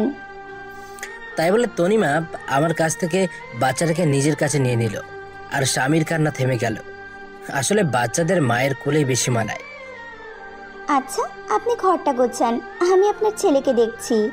তাই বলে তনিমা স্বামীকে নিয়ে বাইরে চলে গেল আর আমি ঘরটা গোছানো শুরু করলাম। ঘর গোছানোর শেষে আমি বাইরে গিয়ে দেখি স্বামী তনিমার কোলে ঘুমিয়ে পড়েছে। দেখে খুব ভালো লাগলো, কারণ সারাটা দিন বাসের মধ্যে ভালোভাবে ঘুমাতেও পারেনি। দেন স্বামীকে আমার কাছে দেন, রুমে শুয়ে দিয়ে আসি। আপনার কাছে দিলে আবার ঘুম ভেঙে যাবে, আমি নিয়ে যাচ্ছি, চলেন। তারপর তনিমা স্বামীকে বিছানায় রেখে চলে আসবে। তখন বলল, আচ্ছা, আপনার নামটাই তো জানা হলো না। আমার নাম আলমগীর হাসান, আমাকে আলমগীর বলে রাখলেই হবে। ও আচ্ছা, দুপুরে আমাদের বাসায় খাবেন, বাবা বলে গেছে যেন দুপুরে খাবার আমাদের বাসায় খান। আমি শুধু মাথা নাড়িয়ে ইশারা করে হ্যাঁ বললাম। তারপর আমি নিজের ঘরে চলে আসলাম আর কিছু টুকটাক কাজ করে নিলাম। আসার সময় কিছু টাকা নিয়ে এসেছিলাম। এখন আপাতত এই টাকা দিয়ে চলতে হবে, আর কিছুদিনের মধ্যেই একটা চাকরি জোগাড় করতে হবে। কিন্তু আমি চাকরি করতে গেলে স্বামীকে দেখবে কে? তারপর আমি দুপুরের সময় বসে আছি, তখনই তনিমা আমার জন্য খাবার নিয়ে আসলো আর স্বামীর জন্য ফিডারে করে দুধ নিয়ে আসলো। আপনি আবার কষ্ট করে নিয়ে আসলেন কেন? আমাকে বললে আমি গিয়ে নিয়ে আসতাম। তা কি করে হয়, আপনি তো আমাদের মেহমান, তাই আপনার ভালো মন্দ দেখার সব দায়িত্ব আমার। তারপর আমি তনিমার কাছ থেকে দুধের ফিডারটা নিয়ে স্বামীকে দুধ খাওয়াতে যাব। তখন তনিমা বলল, এইসব কাজ আপনাদের না, এইসব কাজ আমাদের, তাই আপনি খেয়ে নিন, আমি স্বামীকে দুধ খাওয়াচ্ছি। তারপর আমি দুপুরে খাবার খেতে লাগলাম আর তনিমা স্বামীকে কোলে তুলে খুব যত্ন করে খাওয়াতে লাগলো। মনে হচ্ছে স্বামী তার মায়ের কোলে দুধ খাচ্ছে, আর তনিমা মনে হচ্ছে তার নিজের ছেলেকে কোলে তুলে যত্ন করে দুধ খাওয়াচ্ছে। এভাবে চলছিল আমাদের দিনগুলো। এখন আমার থেকে তনিমা স্বামীকে বেশি খেয়াল করে, খুব আদর করে স্বামীকে। স্বামী যেন তার নিজের মাকে পেয়েছে। আর তনিমা আমাকেও বেশ কেয়ার করে। আর হ্যাঁ, তনিমার মা বেঁচে নেই। তনিমার বাবা সারাদিন চায়ের দোকানে কাজ করে, আর তনিমা সারাদিন স্বামীকে নিয়ে পড়ে থাকে। আমি কিছুদিন ধরে ভাবছি আমি একটা চাকরি করব, কারণ বাড়িতে বসে থাকতে সবসময় ভাল লাগে না। আর এখন স্বামীকে নিয়ে বেশি চিন্তা করি না, কারণ স্বামীর দেখাশোনা করার জন্য তনিমা আছে। কারণ আমার থেকে তনিমা স্বামীকে বেশি দেখাশোনা করে। প্রায় সবসময় স্বামী তনিমার কাছেই থাকে, আর তনিমা কেমন যেন সবসময় আমাকে কেয়ার করে, সবসময় খোঁজ খবর নেয়, কখন কোনটা লাগবে সব কিছু তনিমা নিয়ে আসে। তারপর আমি কিছুদিনের মধ্যে একটা চাকরি পাই, আর পরশু চাকরিতে জয়েন করে নিই। তনিমা শোনো, বলছি আমি একটা চাকরি পেয়েছি আর ভাবছি চাকরিটা করব, কিন্তু স্বামীকে দেখে রাখবে কে? তাই তুমি যদি স্বামীকে একটু দেখে রাখতে। তো আমাকে বলছেন কেন? চান না চাকরি করেন। আর এতদিন স্বামীকে মনে হয় অন্য কেউ দেখে রেখেছে, যে আজ আমাকে বলতে এসছে এতদিন অন্য মানুষই দেখে রেখেছে, আমি না হয় এখন দেখে রাখবো। আসলে আমি কথাটা ওভাবে বলতে চাইনি। আমার থেকে তো তুমি ওকে বেশি দেখাশোনা করো, তাই তোমাকে একটু বললাম। এখন তো আমি সেই সকালে যাব আর ফিরতে সন্ধে হয়ে যাবে, তাই বললাম আর কি। আপনি কোনো চিন্তা করবেন না, স্বামীকে আমি ভালোভাবে দেখে রাখবো। আর স্বামী তো আমারই ছেলে নাকি? কি বললে? স্বামী তোমার ছেলে মানে? কই, কখন বললাম? আমি তো বললাম সে তো আমার ছেলের মতোই। ও ঠিক আছে। কিছুদিন ধরে দেখছি তনিমা কেমন যেন সবসময় মনে মনে কী সব বলে, আর কেমন সবসময় আর চোখে আমার দিকে তাকিয়ে থাকে। আমি বুঝতে পারছি তনিমা আমাকে ভালোবাসতে শুরু করেছে, কিন্তু এটা যে কোনোদিনও সম্ভব না, কারণ আপনারা তো সবই জানেন, কিন্তু তনিমা তো আর জানে না। তবে আমি বুঝতে পারছি তনিমাকে ছাড়া স্বামীকে লালন পালন করা সম্ভব না। আর তনিমা কেমন যেন স্বামীকে নিজের ছেলের মতো দেখাশোনা করে। আর তনিমা মেয়েটা অনেক ভালো, কোনো অহংকার নেই তার মধ্যে। তারপর আমি অফিস জয়েন করলাম। তনিমা এখন আমাকে প্রতিদিন সকালে সব কিছু গুছিয়ে দেয়। সকালে উঠে নাস্তা তৈরি করে দেবে, তারপর সন্ধ্যার পর নিজের স্বামীর মতো করে রাতের খাবার নিয়ে অপেক্ষা করে। কিন্তু তনিমা যা ভাবছে তা কোনোদিনও হবার নয়। তনিমাকে আমার সব কিছু বলতে হবে, নইলে পরে অনেক বড় সমস্যা হতে পারে। তাই ভাবলাম তনিমাকে সব কিছু বলে দেব। আমি সকালে অফিসে যাচ্ছি, তখন তনিমার বাবা আমাকে ডাক দিল। আমি তনিমার বাবার কাছে গিয়ে সালাম দিলাম। তনিমার বাবা সালামের উত্তর নিয়ে বলল যেন রাতে তাদের সাথে একসাথে রাতের খাবার খাই, আর কিছু কথা আছে, তাই রাতে এক জায়গায় কথাটা বলবে। আমি এত কিছু না ভেবে অফিসে চলে আসলাম। অফিস শেষে রাতে বাসায় ফিরলাম। ফ্রেশ হয়ে তনিমার বাবার সাথে একসাথে খেতে বসলাম। তখন তনিমার বাবা বলল, দেখো আলমগীর বাবা, তুমি যেদিন থেকে এখানে এসেছো তুমি দেখেছো আমার মেয়েটা কেমন। আর আমার মেয়েটা তোমার ছেলেকে নিজের ছেলের মতো লালন পালন করে। তুমি তো সবই জানো। আর আমার মা মরা মেয়ে, তাকে কোনোদিন কষ্ট দিইনি আমি। আর মেয়ের কষ্ট হবে বলে আমি আর বিয়েও করিনি। তুমি তো সবই জানো। আর স্বামীর জন্য একটা মা দরকার। আর তুমি কতদিন একা একা থাকবে? তাই বলছিলাম কি, আমার মেয়েকে তুমি বিয়ে করে নাও বাবা। খুব টেনশন হয় বাবা, বৃদ্ধ হয়ে গেছি তো, কখন কি হয়ে যায় বলা যায় না। আমি তনিমার বাবা হিসাবে বলছি না, আমি তোমার ভালোর জন্য বলছি। আঙ্কেল কি বলছেন এসব? আর আমি তনিমাকে কোনোদিনও ওই চোখে দেখিনি। আর হ্যাঁ, তনিমা মেয়েটা অনেক ভালো, আমার ছেলেকে নিজের ছেলের মতো ভালোবাসে, আর আমারও খুব যত্ন নেয়। কিন্তু এটা সম্ভব না। কথাটা বলার সাথে সাথে তনিমার দিকে তাকালাম, দেখি তনিমা অজর ধারায় কান্না করতে করতে বাইরে চলে গেল। তনিমা মনে হয় আমাকে ভালোবাসে, আর তনিমা মনে হয় আমার কাছ থেকে এ কথা আশা করেনি। তাহলে কেন তনিমাকে বিয়ে করতে পারবে না? কি সমস্যা বলো, আমি দেখছি। অনেক সমস্যা আছে আঙ্কেল, আপনি আবার পুরো কাহিনী জানেন না। কেন আমি ছোট একটা বাচ্চাকে নিয়ে এই শহরে আসলাম। আমার একটা পুরনো অতীত আছে, আর সেই অতীত শুনলে আপনি আর আমার সাথে আপনার মেয়েকে বিয়ে দেবেন না। তোমার একটা অতীত আছে? কই, তুমি আমাকে তো আগে বলনি। তখন বলার মতো পরিস্থিতি ছিল না, তাই বলিনি। কিন্তু আপনাদের কাছ থেকে আর লুকাবো না, সব বলবো আজ। তারপর আমি তনিমাকে ডাকলাম আর আমার অতীতের পুরো কাহিনী বলতে থাকলাম। তারপর আমি আমার পুরনো অতীত সব খুলে বললাম। দেখি তনিমা কান্না করতে করতে অন্য রুমে চলে গেল, আর তনিমার বাবা কোনো কথা না বলে চলে গেল। তারপর আমি নিজের রুমে চলে আসলাম, দেখি আমার ছেলেটা ঘুমিয়ে আছে। আজ মা বাবা আর মাফির কথা খুব মনে পড়ছে। এত দিনে হয়তো মাফির অন্য কারোর সাথে বিয়ে হয়ে গেছে, কারণ মাফির কাছে তো আমি একটা খারাপ মানুষ ছিলাম। আর মা মনে হয় আমার উপর এখনো রেগেই আছে। পুরনো কথা ভাবতে ভাবতে কখন যে স্বামীর পাশে ঘুমিয়ে পড়েছি নিজেই জানি না। পরের দিন সকালে উঠে ফ্রেশ হয়ে নিলাম, অফিস যাওয়ার জন্য রেডি হচ্ছি। কিন্তু আজ তনিমা আমাকে নাস্তা করতে ডাকলো না, মনে হয় আমার উপর রেগে আছে। কিন্তু আমি অফিসে গেলে স্বামীর কি হবে? স্বামীর বয়স 8 মাস, তাই তাকে একা রেখে যাওয়া যাবে না। প্রতিদিন তনিমা স্বামীকে তার কাছে নিজের মায়ের মতো দেখাশোনা করত।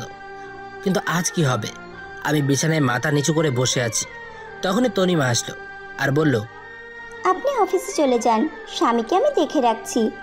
আসলে কাল একটু দেরি করে ঘুমানোর জন্য সকালে উঠতে একটু দেরি হয়ে গেল, তাই আপনার জন্য নাস্তাও তৈরি করতে পারলাম না। কাল থেকে আবার তৈরি করে দেব। আমি তনিমার দিকে তাকিয়ে দেখি তনিমার চোখ মুখ ফুলে আছে, আর চোখ কিছুটা লালও হয়ে আছে, মানে সারা রাত কান্না করেছে মেয়েটা। তনিমা, আমাকে তুমি ক্ষমা করে দাও। তোমাদের কাছ থেকে আবার পুরনো অতীত লুকানো উচিত ছিল না। যদি সেদিন সবকিছু বলে দিতাম তাহলে আজ তোমাকে কষ্ট পেতে হতো না। কিন্তু কি করব বলো, আমি যে চাইলেও সবকিছু ভুলে যেতে পারবো না। আপনি কেন ক্ষমা চাইছেন? আর অন্যায় তো আমি করেছি। আমি আপনার সম্পর্কে কিছু না জেনে আপনাকে ভালোবেসে ফেলেছি। আমি আর আপনাদের মধ্যে আসবো না, কিন্তু স্বামীকে আমার কাছ থেকে দূরে রাখবেন না। স্বামী আপনার ছেলে আমি কোনোদিনও ভাবিনি, সবসময় নিজের ছেলে মনে করে এসেছি। প্লিজ স্বামীকে আমার কাছ থেকে দূরে সরিয়ে দেবেন না।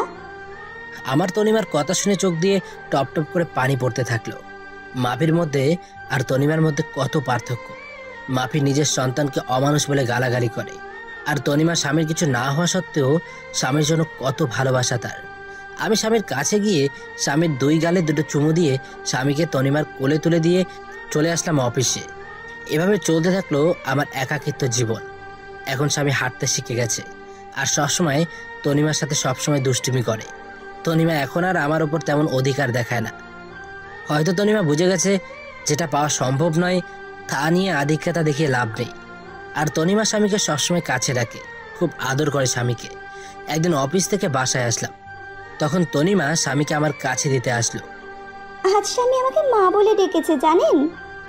তনিমা, তুমি সব জানো আমার প্রতি ঘটে যাওয়া ঘটনাগুলো, আর আমি চাই না স্বামী তোমাকে মা বলে ডাকো, কারণ তুমি তো আর সারা জীবন আর স্বামীকে দেখাশোনা করবে না। আজ না হয় কাল তোমার বিয়ে হয়ে যাবে, তখন আমি চাই না স্বামী তার মায়ের জন্য কান্না করো। তাই তুমি ভবিষ্যতের কথা চিন্তা করে এখন মানিয়ে নিলে খুব খুশি হতাম। আমি বুঝতে পারছি, আমি চেষ্টা করব। এভাবেই চলে গেল আরও 2 বছর। এখন স্বামী ভালোভাবে কথা বলতে পারে। স্বামী এখন আমাকে আব্বু বলে ডাকে। যেদিন স্বামী আমাকে আব্বু বলে ডেকেছিল সেদিন যে কত খুশি হয়েছিলাম তা ভাষায় প্রকাশ করা যাবে না। আর এখন স্বামী তনিমাকে আন্টি বলে ডাকে। আমি জানি এসব সব তনিমা শিখিয়ে দিয়েছে। এভাবে আরও কিছুদিন যাওয়ার পর তনিমা এসে বলল বাবা তার বিয়ে ঠিক করে ফেলেছে, কিন্তু সে স্বামীকে ছাড়া থাকতে পারবে না বলে অযোধ্যায় কান্না করতে থাকলো। আমি কি বলে তনিমাকে সান্ত্বনা দেব কিছু খুঁজে পাচ্ছি না। সেই ছোট থেকে স্বামীকে কোলে তুলে নিজের হাতে খাইয়ে বড় করেছে। স্বাভাবিক কষ্ট হওয়ারই কথা, কিন্তু বাস্তবটাকে মেনে নিতে হবে, নইলে পরে অনেক সমস্যার মধ্যে পড়তে হবে। কিছুদিনের মধ্যে তনিমার বিয়ে হয়ে গেল। এই কয়দিন স্বামীকে আমি সবসময় কাছে নিয়ে রাখতাম, কারণ স্বামী এখনো ছোট। তাই কিছুদিন তনিমার থেকে দূরে রাখলে স্বামী হয়তো তনিমাকে আস্তে আস্তে ভুলে যাবে।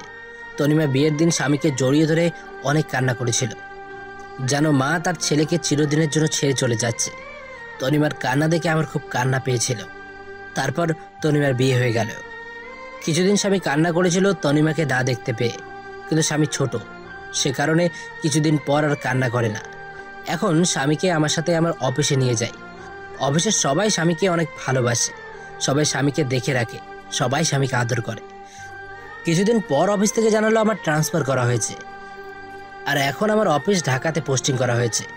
আমিও সব কিছু মেনে নিলাম। তনিমার বাবার কাছ থেকে বিদায় নিয়ে ঢাকাতে চলে আসলাম। তবে ঢাকাতে আসার আগেই তনিমা কিভাবে যেন খবর পেয়েছিল আমরা একেবারের জন্য ঢাকায় চলে যাচ্ছি। সেদিন তনিমা এসে স্বামীকে কোলে তুলে অনেক আদর করে আর বলে মাঝে মধ্যে যেন তার সাথে দেখা করি। তারপর আমরা ঢাকায় চলে আসি। তারপর দেখতে দেখতে আরও 2 বছর চলে গেল। এখন স্বামীকে একটা স্কুলে ভর্তি করিয়ে দিয়েছি। আমি অফিসে যাওয়ার সময় স্বামীকে স্কুলে দিয়ে আসি, আর স্কুল শেষে স্বামীকে আমার অফিসে নিয়ে আসি। তারপর অফিস শেষে দুইজন বাসায় চলে আসি। একদিন স্বামী বলল, আব্বু আব্বু, তুমি জানো স্কুলে আমার সব বন্ধুরা তাদের আম্মুর সাথে যায়, তাদের আম্মু তাদের কত ভালোবাসে, কিন্তু আমার আম্মু নেই কেন? ও আব্বু বলো না, আমার আম্মু কোথায়? আমি স্বামীর কথা শুনে অনেক অবাক হলাম, কারণ এই 5 বছরে স্বামী একদিনও তার মায়ের কথা জিজ্ঞাসা করেনি। তাহলে আজ কেন তার মায়ের কথা জিজ্ঞেস করলো? মনে হয় স্কুলে তার বন্ধুদের মায়ের সাথে আসতে দেখে স্বামীরও তার মায়ের কথা মনে পড়েছে। বাবা, তোমার আম্মু আমাদের উপর রেগে আছে, তাই আমাদের কাছে থাকে না। তোমার আম্মু আমাদের ছেড়ে দূরে কোথাও চলে গেছে। আব্বু আমাদের উপরে কি করতে রাগ করেছে? আমি কি ছোট বলে খুব দুষ্টুমি করতাম আম্মুর সাথে? না বাবা, তোমার আম্মু আমার উপর রেগে চলে গেছে। তোমার আম্মু ভালো না। আমার পিচ্ছি বাবুটার কষ্ট বোঝে না, তাই তোমার আম্মু ভালো না।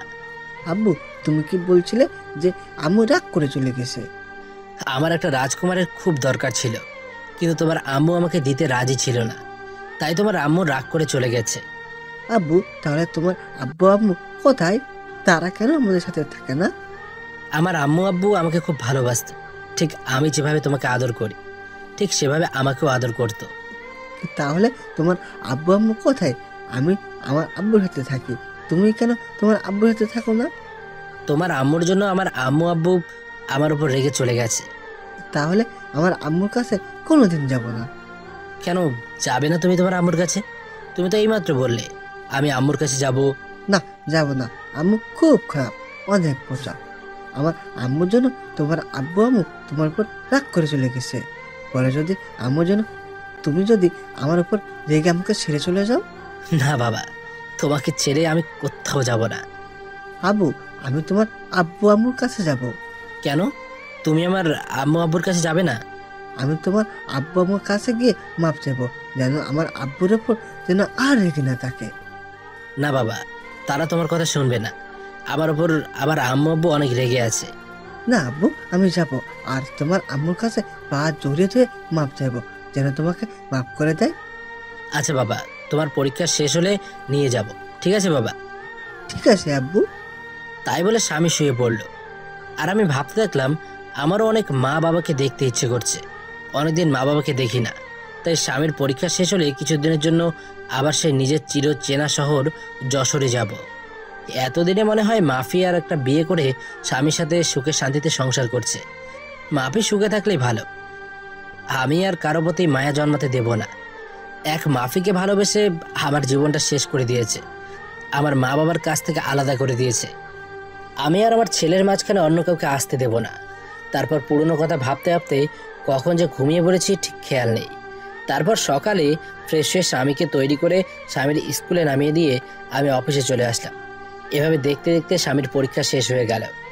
আর আমারও অফিস কিছুদিনের জন্য ছুটি নিয়ে আমার নিজের শহরে যাওয়ার জন্য ব্যাগপত্র গুছিয়ে নিলাম। পরের দিন রাত 12টার সময় ঢাকা টু যশোর দুটো টিকিট কিনে বাসে উঠে পড়লাম। আজ 5 বছর পর নিজের শহরে যাচ্ছি। মনের মধ্যে কেমন অন্যরকম একটা ভয় কাজ করছে। দীর্ঘ 6 ঘন্টা জার্নি করার পরেই নিজের শহরে পৌঁছালাম। খুব ভালো লাগছে। অনেকদিন পর নিজের শহরে আসলাম। অনেক স্মৃতি জড়িয়ে আছে এই শহরের সাথে। তারপর একটা সিএনজি নিয়ে নিজের বাড়ির দিকে রওনা হলাম। 30 মিনিট পর আমার বাসার সামনে আসলাম। বাড়িটা এখনো আগের মতোই রয়েছে। এবারও বাড়িতে কোনো চুনকাম করা হয়নি। আমি দরজার সামনে দাঁড়িয়ে কলিং বেল বাজালাম। আমার মা দরজা খুলে দিল। মা আমাকে দেখে অবাক দৃষ্টিতে তাকিয়ে আছে। মা আমাকে দেখে অজর ধারায় কান্না করে দিল আর আমাকে জড়িয়ে ধরে হাউমাউ করে কান্না করছে। আমারও 5 বছর পর মাকে দেখে চোখে জল এসে গিয়েছিল। আব্বু, তুমি কান্না করছো কেন? আর ইনি কি তোমার আম্মু? হঠাৎ করে স্বামীর ডাকে আমাদের হুঁশ ফিরল। মা আমাকে ছেড়ে দিয়ে বলল, আমার দাদু ভাই। আমি মাথা ঝাঁকিয়ে ইশারা করে বললাম হ্যাঁ। এবার মা নিচু হয়ে স্বামীর সামনে বসে পড়ল আর সারা মুখে মা চুমু দিতে থাকলো আর জড়িয়ে ধরে কান্না করতে লাগলো আর বলল, বাবা আলমগীর, আমাকে ক্ষমা করে দে বাবা। তোকে না বুঝে অনেক কষ্ট অবহেলা করেছি বাবা, আমাকে তুই মাফ করে দে। মা কি বলছো তুমি? ছেলের কাছে কোনো মা মাফ চায়? তুমি আমাকে মাফ করে দাও এই 5 বছর তোমাকে ছেড়ে দূরে থাকার জন্য। তুমি কাঁদছো কেন আব্বুর আম্মু? তুমি আমার আব্বুর উপর এখনো রেগে আছো? আমার আব্বুকে তুমি মাফ করে দাও। না দাদু ভাই, তোমার আব্বুর ওপর আমার কোনো রাগ নেই, তবে অনেক অভিমান রয়েছে। আজ 5টা বছর আমার কথা তার একবারও মনে পড়েনি। খুব অভিমান তোমার আব্বুর ওপর। আমার উপর কি রাগ আর অভিমান করে আসো তুমি? যদি রাগ করে থাকো তাহলে আব্বুর মতো আমাকে মাফ করে দাও। না দাদু ভাই, তোমার ওপর আমার কোনো রাগ নেই, অভিমান নেই। তুমি তো আমার সোনা দাদু ভাই। তাহলে আজ থেকে আমি তোমাকে কি বলে ডাকবো? আমাকে দাদু ভাই বলে ডাকবে, কেমন? আচ্ছা, দাদু ভাই তাই বলবো। তারপর আমরা বাসার ভিতরে ঢুকে গেলাম। বাসাটা ঠিক আগের মতোই আছে, কিছু পরিবর্তন হয়নি, শুধু অবহেলাটা নেই। তারপর ব্যাগপত্র নিয়ে আমি আর স্বামী উপরে উঠে রুমে প্রবেশ করলাম। আর তখন আমি বেশ অবাক হলাম, মানে প্রচণ্ড রকম অবাক হলাম, কারণ আমি কোনোদিনও ভাবতে পারিনি মাফি এখানে থাকবে। হ্যাঁ, মাফিকে দেখি বিছানায় বসে আছে অন্যদিকে ফিরে। আমরা এসেছি হয়তো এখনো জানে না, কিন্তু মাফি এ বাড়িতে কেন?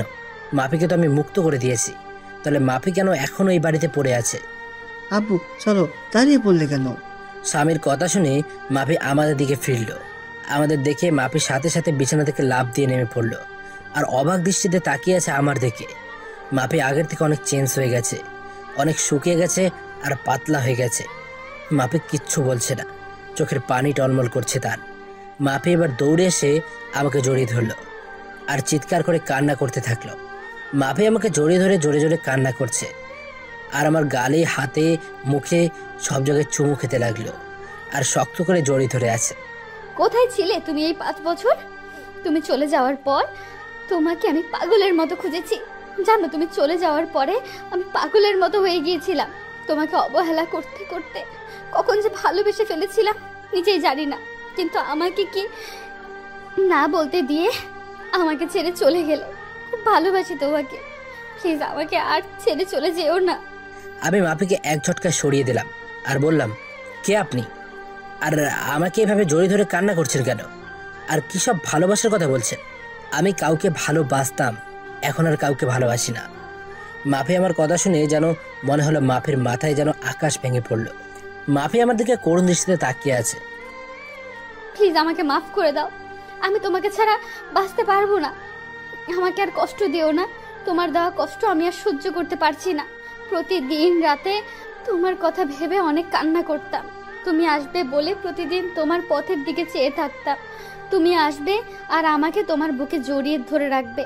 প্লিজ আমাকে মাফ করে দাও, আমি আর কষ্ট সহ্য করতে পারছি না।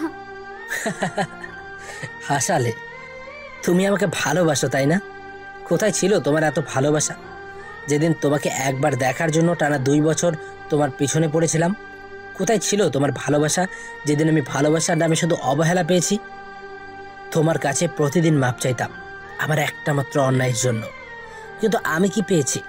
শুধু কিছু সুন্দর সুন্দর গালাগালি আর মায়ের অবহেলা। তুমি কি জানো আপনজনের অবহেলা কত কষ্টকর, কতটা অসহ্য, যা আমাকে ভিতর থেকে একদম শেষ করে দিয়েছে। তাই আমি আর কখনো অবহেলা সহ্য করতে পারবো না। আর কারো প্রতি আমার কোনো টান নেই বা ভালোবাসা নেই। এখন শুধু আমি আমার ছেলেকে নিয়ে বাঁচতে চাই। আমার পুরো পৃথিবী জুড়ে এখন শুধু আমার ছেলে রয়েছে। আমি আর কাউকে আমার পৃথিবীতে প্রবেশ করতে দেব না। মাফি এবার নিচের দিকে তাকিয়ে আছে, স্বামী দাঁড়িয়ে আছে। মাফি স্বামীকে দেখে আরও জোরে কান্না শুরু করে দিল। আর মাফি হাঁটু ভাঁজ করে স্বামীর সামনে গিয়ে বসে পড়ল আর জড়িয়ে ধরল স্বামীকে। স্বামীকে জড়িয়ে ধরে কান্না করতে থাকলো আর 2 গালে চুমু খেলো। মাপির এমন ঢঙের ভালোবাসা দেখে আমার রাগটা চরমে উঠে গেল। মাপির সেসব বলা কথা হঠাৎ করে মনে পড়ে গেল। আমি মাপির কাছ থেকে স্বামীকে সরিয়ে নিয়ে স্বামীকে কোলে তুলে নিলাম। কি করছেন আপনি? আমার ছেলেকে এভাবে জড়িয়ে ধরেছেন কেন? আর ওকে এভাবে চুমু দিচ্ছেন কেন? কোনো অধিকার নেই আমার ছেলের ওপর। কেন আমার ছেলেকে আমি জড়িয়ে ধরবো? তাতে অধিকারের কি আছে এখানে? তোমার ছেলে, তাই না? কেউ একজন বলেছিল কোনো অমানুষের বাচ্চা আমার বাচ্চা হতে পারে না, তাই তাকে নষ্ট করে দিতে চেয়েছিলে। আর আমি আর আমার ছেলে তো একটা অমানুষ। আর আমাদের মতো অমানুষকে আপনি নিজের ছেলে বলে দাবি করছেন? শুনে রাখুন, স্বামী শুধু আমার ছেলে, আর কারো নয়। কেউ যদি আমার ছেলেকে আমার কাছ থেকে নিতে আসে তাহলে আমার থেকে কেউ খারাপ হবে না। এই বলে আমি ব্যাগপত্র আর স্বামীকে নিয়ে আমি আগে যে রুমে থাকতাম সেই রুমে চলে আসলাম। রুমটা ঠিক আগের মতোই আছে। মনে হয় প্রতিদিন কেউ রুমটা নিজের মতো করে গুছিয়ে রাখতো। আর এদিকে মাফি কান্না করতে করতে নিচে নেমে সোজা মাকে জড়িয়ে ধরে কান্না করতে থাকলো। কি হয়েছে মাফি, কান্না করছো কেন? মা, আমি কি এতটাই খারাপ যে তোমার ছেলে আমাকে এতটা ঘৃণা করে? এমনকি আমার ছেলেকে আমি একটু জড়িয়ে ধরেছি বলে তোমার ছেলে বলল আমার ছেলের উপর নাকি আমার কোনো অধিকার নেই। তুমি বলো মা, আমার ছেলেকে আমি আদর করব না তো কে আদর করবে? আর তোমার ছেলে বলল আমি যেন আমার ছেলেকে স্পর্শ না করি। আলমগীর মনে হয় আগের কথা কিছুই ভুলতে পারেনি। এখনো মনে হয় তোর উপর রেগে আছে, তাই হয়তো তোর সাথে এমন ব্যবহার করছে। যখন তোর প্রতি রাগ কমে যাবে তখন দেখবি আস্তে আস্তে সব ঠিক হয়ে যাবে। তুই শুধু আমার ছেলেকে ভালোবেসে যাবি, দেখবি একদিন সব কিছু ভুলে তোর সাথে ফিরে আসবে। তারপর আমি রুমে এসে কাপড় চেঞ্জ করে ফ্রেশ হয়ে নিলাম। তারপর একটু রেস্ট নিয়ে নিচে আসলাম দুপুরের খাবার খেতে। মা, বাবা এখনো আসেনি অফিস থেকে? এক্ষুনি চলে আসবে, আমি ফোন করে সব বলে দিয়েছি। এক্ষুনি চলে আসবে, তুই খেতে বস। আর দাদু ভাই, তুমি আমার কাছে এসো। আজ খুব ভালো লেগেছে, আজ অনেক দিন পর একসাথে টেবিলে খেতে বসলাম। তারপর স্বামী তার দাদির কাছে গিয়ে বসলো আর আমি টেবিলে বসে প্লেট নিয়ে নাড়াচাড়া করছি। তখনই মাপি কিচেন থেকে সবকিছু নিয়ে আসতে থাকলো। মা মাফি, তুমি আলমগীরের পাশে বসে আলমগীরকে খাবার এগিয়ে দাও। তারপর যেই মাপি আমার পাশে বসলো আমি উঠে গেলাম চেয়ার থেকে। মা, আমি পরে খেয়ে নেব, এখন খেতে ইচ্ছে করছে না। আর স্বামীকে খাইয়ে দিয়ে সোজা আমার রুমে নিয়ে আসবে, ঠিক আছে মা? তাই বলে আমি উপরে উঠে রুমে চলে আসলাম। এভাবে কিছুক্ষণ রেস্ট নেওয়ার পর বাসার কাজের লোক আমার রুমে খাবার দিয়ে গেল। খাবার খেয়ে একটু রেস্ট নিয়ে নিলাম, কিন্তু স্বামী এখনো রুমে আসলো না কেন? আমি উঠে নিচে গিয়ে দেখি মাফি আর স্বামী নিচে বসে আছে। বলতে গেলে স্বামী মাফির কোলে বসে বসে খেলা করছে, আর মাফি মাঝে মাঝে স্বামীর মুখে চুমু দিচ্ছে। আমার মাফির কাজ দেখে মাথাটা পুরো গরম হয়ে গেল। যখন জানতে পারে আমাদের ছেলে আসছে পৃথিবীতে, তখন মাফি যতটা না আমাকে অবহেলা করেছে তার থেকে বেশি গালাগালি করেছে আমার ছেলেটাকে। তাই আমি সোজা নিচে নেমে চলে আসলাম। আমি নিচে গিয়ে মাফির কোল থেকে নিয়ে নিলাম।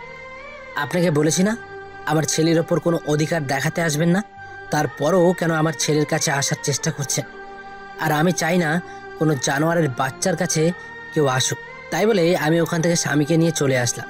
সিঁড়ি বেয়ে উঠতে যাব, তখন দেখি মা পেছনে দাঁড়িয়ে এতক্ষণ সব শুনছিল। মায়ের মুখটা কেমন মলিন হয়ে আছে, আর এদিকে মাফি অঝোর ধারায় কান্না করতে লাগলো। রুমে এসে একটু রেস্ট নেওয়ার পর কেউ আমার নাম ধরে চিল্লাতে চিল্লাতে উপরে উঠে আসছে। আমি বাইরে আসতেই দেখি বাবা আমার নাম ধরে চিল্লাচ্ছে। আমি গিয়ে বাবাকে জড়িয়ে ধরলাম আর ভালো মন্দ জিজ্ঞেস করে বাবাকে রুমে নিয়ে গেলাম। বাবা, তোমার দাদা ভাই, আমার ছেলে স্বামী। বাবা স্বামীকে দেখে কোলে তুলে আদর করতে লাগলো। তারপর বাবার সাথে কিছুক্ষণ কথা বলে বাবা চলে গেল। তারপর আমি আর স্বামী একটু ঘুমিয়ে বিকালে উঠে একটু বাইরে হাঁটতে বেরোলাম। অনেকদিন পর এই এলাকাতে আসলাম, কিছু চেনা পরিচিত মানুষের সাথে কথা বলে রাতে বাসায় আসলাম। আমি আর স্বামী রুমে বসে আছি, তখন মাফি রুমে আসলো। চলেন, রাতের খাবার খেয়ে নেবেন, সবাই নিচে অপেক্ষা করছে। আমি খাবো না, আর আমার খাওয়া নিয়ে তোমাকে চিন্তা করতে হবে না। আর এর আগে 1 বছর যখন আমার খাওয়ার কথা কেউ ভাবেনি, এখনো না ভাবলেই চলবে। আমি আগে যেরকম ভাবে বাইরে খেতাম, এখনো বাইরেই খাবো। আপনি শুধু মাকে বলেন স্বামীর খাবারটা যেন উপরে দিয়ে যায়। মাফি আর কিছু বলল না, কান্না করতে করতে চলে গেল। কাঁদো, তাতে আমার কি? আমিও অনেক কান্না করেছি, কেউ দেখেনি আমার কান্না। কিছুক্ষণ পর মা রুমে আসলো। বাবা আলমগীর, তুই কি এখনো আমাদের উপর রাগ করে থাকবি বাবা? যদি এখনো রাগ করে থাকিস তাহলে মাফ করে দে বাবা। আমরা সবাই নিজেদের ভুল বুঝতে পেরেছি। চল বাবা, একসাথে খেয়ে নিই। না মা, আমার কিছু খেতে ইচ্ছে করছে না। আর তাছাড়া আমার বাইরের খাবার খেয়ে অভ্যেস হয়ে গেছে, তাই বাসার খাবার না খেলেও চলবে। তুমি স্বামীকে নিয়ে খাইয়ে দাও, আমি রুমে বসে আছি। মার কোনো কথা না বলে স্বামীকে নিয়ে চলে গেল। যাওয়ার সময় দেখলাম মার চোখে হালকা পানি টলমল করছে। খুব কষ্ট হলো মায়ের চোখের পানি দেখে। মা কোনো দোষ করেনি, মাফির জন্যই তো মা আমাকে অবহেলা করত। না, মাকে আর কষ্ট দেব না। তারপর কিছুক্ষণ পর দেখি মাফি স্বামীকে দিয়ে গেল, আর আমি স্বামীকে বিছানায় বসিয়ে রুমের দরজা বন্ধ করে দিলাম। মাফির চোখে পানি দেখলাম। কাঁদলে কাঁদো, তাতে আমার কিচ্ছু করার নেই।